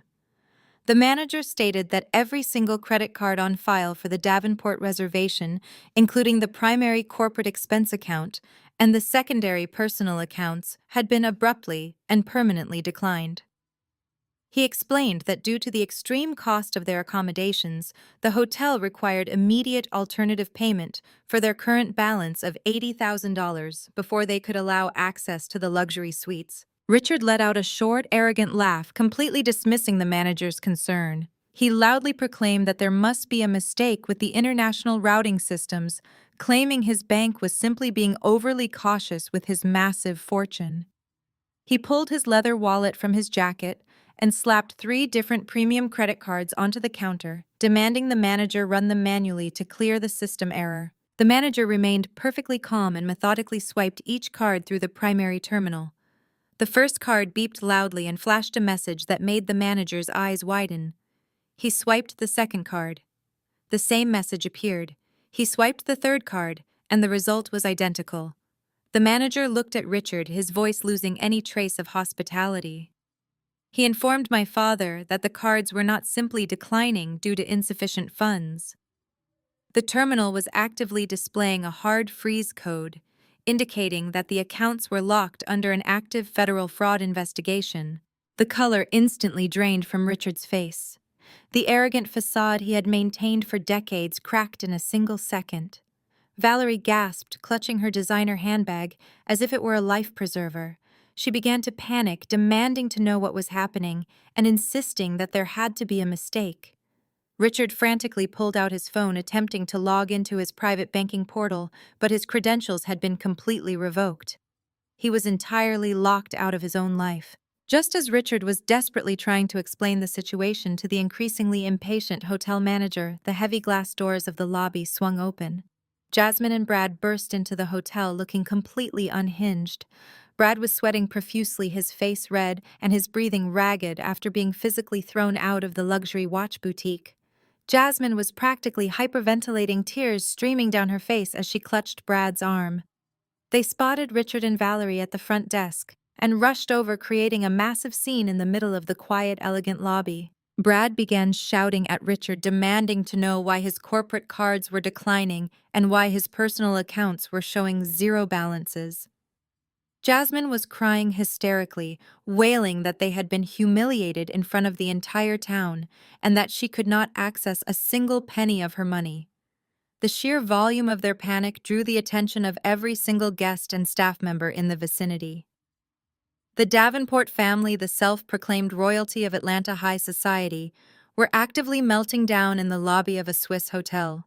The general manager, having completely lost his patience with the screaming Americans, signaled to the hotel's security team. 2 large men in dark suits stepped forward, positioning themselves strategically around the family. The manager informed Richard in a very loud, clear voice that since they could not provide valid payment for their $80,000 debt, the hotel had no choice but to involve the local authorities. He stated that the Swiss police had already been dispatched and were currently en route to the hotel to investigate the suspected financial fraud. The mention of the police completely shattered whatever remaining composure Brad possessed. The realization that he was standing in a foreign country with frozen assets, pending federal fraud charges, and the police closing in triggered his absolute primal flight response. He looked around the lobby, his eyes darting frantically toward the exit. He realized he was trapped, and he panicked. Without a single word of warning to Jasmine or my parents, Brad suddenly shoved past a bewildered bellhop and made a desperate, desperate sprint toward the revolving glass doors. He did not make it far. The 2 hotel security guards reacted instantly. One of them lunged forward and tackled Brad, wrapping his arms around his waist and driving him hard onto the polished marble floor. The impact echoed through the lobby, followed by Jasmine's piercing scream. Brad struggled wildly, kicking and shouting obscenities, but the guards easily overpowered him, pinning him to the ground and securing his arms behind his back. He was completely neutralized, reduced to a pathetic thrashing mess on the floor of the very hotel he had planned to conquer. Richard and Valerie stood frozen in absolute terror, watching their supposedly brilliant visionary son-in-law being restrained like a common criminal. The Swiss police arrived less than 5 minutes later, their blue lights flashing through the lobby windows. They marched inside demanding passports and identification. The officers questioned the hotel manager, reviewed the declined transactions, and immediately detained Brad, confirming his identity and the active international fraud alerts associated with his name. The Davenport family was entirely broken. They had no money, no access to their luxury suites, and their primary source of fake wealth was currently sitting in the back of a Swiss police cruiser. They were completely stranded. Richard, humiliated and desperate, was forced to make the most degrading phone call of his life. He had to contact the United States Embassy in Bern, begging for emergency repatriation loans just to secure basic economy flights back to America. The family that had bragged about first-class luxury and generational wealth was now relying on government charity to escape the disaster they had created. I watched the security feed that Sterling had accessed from the Aspen cabin, feeling a profound sense of closure. I saw my mother crying in the lobby, her designer clothes looking suddenly ridiculous against the backdrop of her absolute ruin. I saw my father holding his head in his hands, his legacy destroyed, his reputation shattered, and his power completely evaporated. They had tried to sacrifice me to protect their fake empire. Instead, I had forced them to watch it burn to the ground. It took 3 grueling, miserable days for the Davenport family to drag themselves back to the Aspen cabin. Gone were the first-class international flights and the luxury airport lounges. According to the updates Sterling received, they were forced to wait in the agonizingly slow embassy queues, begging for emergency repatriation loans just to secure middle seats on multiple economy-connecting flights. They had to leave behind the heavy Louis Vuitton trunks because they could not afford the excess baggage fees. They arrived in Colorado looking like absolute shadows of their former glamorous selves, wearing the same wrinkled designer ski gear they had been violently thrown out of the Swiss hotel in. They stomped up the snowy driveway, their boots slipping on the ice, completely exhausted, hungry, and entirely consumed by rage. They pushed open the heavy oak doors, expecting to march into the living room and demand that I immediately fix whatever banking glitch had caused their humiliation. Richard was already shouting my name before he had even fully crossed the threshold, demanding that I get my laptop and call the bank to clear up the devastating misunderstanding. Jasmine was right behind him, crying about the nightmare flights and complaining that she had not showered in 3 days. But their arrogant demands died instantly in their throats. They froze in the grand foyer, completely paralyzed by the scene waiting for them in the living room. I was sitting comfortably on the center sofa, a warm cup of coffee resting in my hands. Seated directly to my left, looking like absolute royalty, was Nana Coretta. She had flown in from St. Bart's the previous day, and her presence in the room commanded an immediate, terrifying respect. Standing perfectly straight by the fireplace was Sterling Pierce, holding a thick leather portfolio of evidence. And seated across from me on the vintage leather chairs were 2 men wearing sharp, dark suits with federal credentials clearly clipped to their belts. They were special agents from the Federal Bureau of Investigation specifically assigned to the White-Collar Crime Division. In the far corner of the room, Jasmine's 4 children were sitting completely silently at the dining table reading books. There was no screaming, no throwing things, and no disrespect. 3 days under the uncompromising, strict supervision of Sterling Pierce and his security team had entirely broken their terrible habits.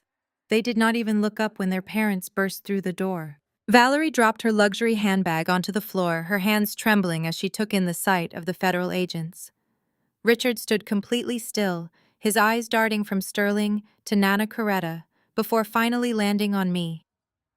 He opened his mouth, attempting to summon his usual domineering authority, but no sound came out. The illusion of his power had been entirely shattered, and he finally realized he was walking into a trap he could not threaten his way out of. Brad was the first to panic. The moment he registered the federal badges, he immediately took a step backward toward the front door, his survival instincts kicking in. But before he could even turn around, Sterling's 2 massive private security contractors stepped out from the hallway, blocking the exit and sealing the family inside the house. "Hello, Richard," Nana Coretta said, her voice slicing through the heavy silence like a razor blade. "I understand you had some trouble with your hotel bill in Switzerland. I hope the economy flights were not too uncomfortable for a man of your immense societal standing." Richard swallowed hard, his face draining of all color.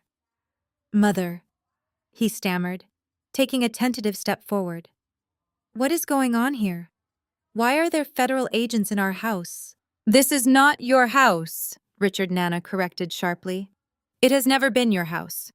It belongs to the Davenport Master Trust. And as for why the authorities are here, I believe you should direct that question to the Chief Executive Officer of the Trust. She turned her head and looked directly at me. My parents followed her gaze, their expressions shifting from confusion to absolute horror. Valerie let out a small gasp, pressing her hand to her mouth. Richard stared at me as if he were looking at a ghost. The arrogant father, who had threatened to destroy my accounting career just 3 days ago, was suddenly staring down the barrel of a loaded gun held by the daughter he had always considered a peasant. Zora, Richard whispered, his voice shaking. What have you done? I took a slow sip of my coffee, enjoying the exquisite taste of absolute victory. I did not do anything, Dad. I said, my voice perfectly calm and devoid of any emotion. You forged the signature of a senior corporate officer to embezzle $2 million of trust funds. I simply performed a routine forensic audit and reported the massive financial fraud to the appropriate authorities. Jasmine let out a loud, hysterical sob, dropping to her knees on the hardwood floor. She finally understood that this was not a banking error or a temporary freeze. This was the end of her entire fake reality. Brad stared at me, his eyes wide with pure terror. The man who had called me a glorified calculator and promised me a $5,000 babysitting tip was now realizing that the calculator had just mathematically proven his guilt to the federal government. The two FBI agents stood up from their chairs, smoothing their jackets. One of them stepped forward, pulling a folded document from his inside pocket. He looked directly at Brad, his expression entirely professional and uncompromising. Bradley Thomas, he stated clearly. We have a federal warrant for your arrest on multiple counts of wire fraud, money laundering, and corporate embezzlement. Brad tried to stammer out an excuse, claiming it was just an internal family loan, but the agents were not interested in hearing his lies. They moved swiftly, walking past my frozen parents and pulling Brad's arms behind his back. The sharp, metallic click of the handcuffs echoing through the quiet room was the most beautiful sound I had ever heard. The arrogant serial entrepreneur who had built his life on stolen money was finally being led away in chains. Does the concept of this scenario make sense?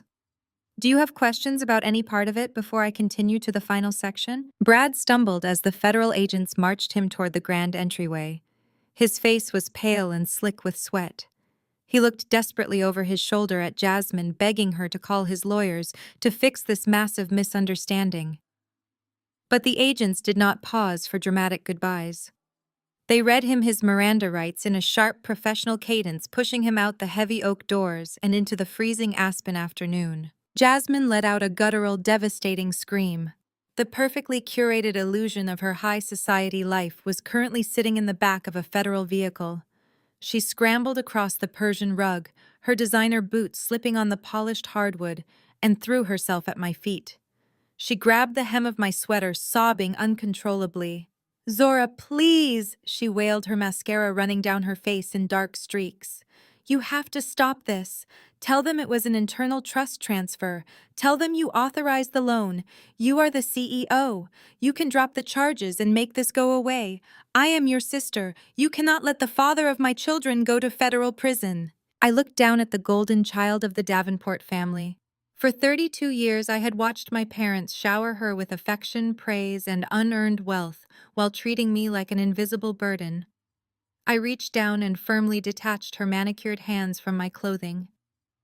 I stepped back, creating a physical boundary between her desperation and my absolute calm. I cannot drop the charges, Jasmine, I stated, keeping my voice perfectly level. The federal government does not drop wire fraud charges just because you want to keep your country club membership. You sat in a Michelin-starred restaurant drinking champagne bought with my stolen safety net, and you laughed in my face.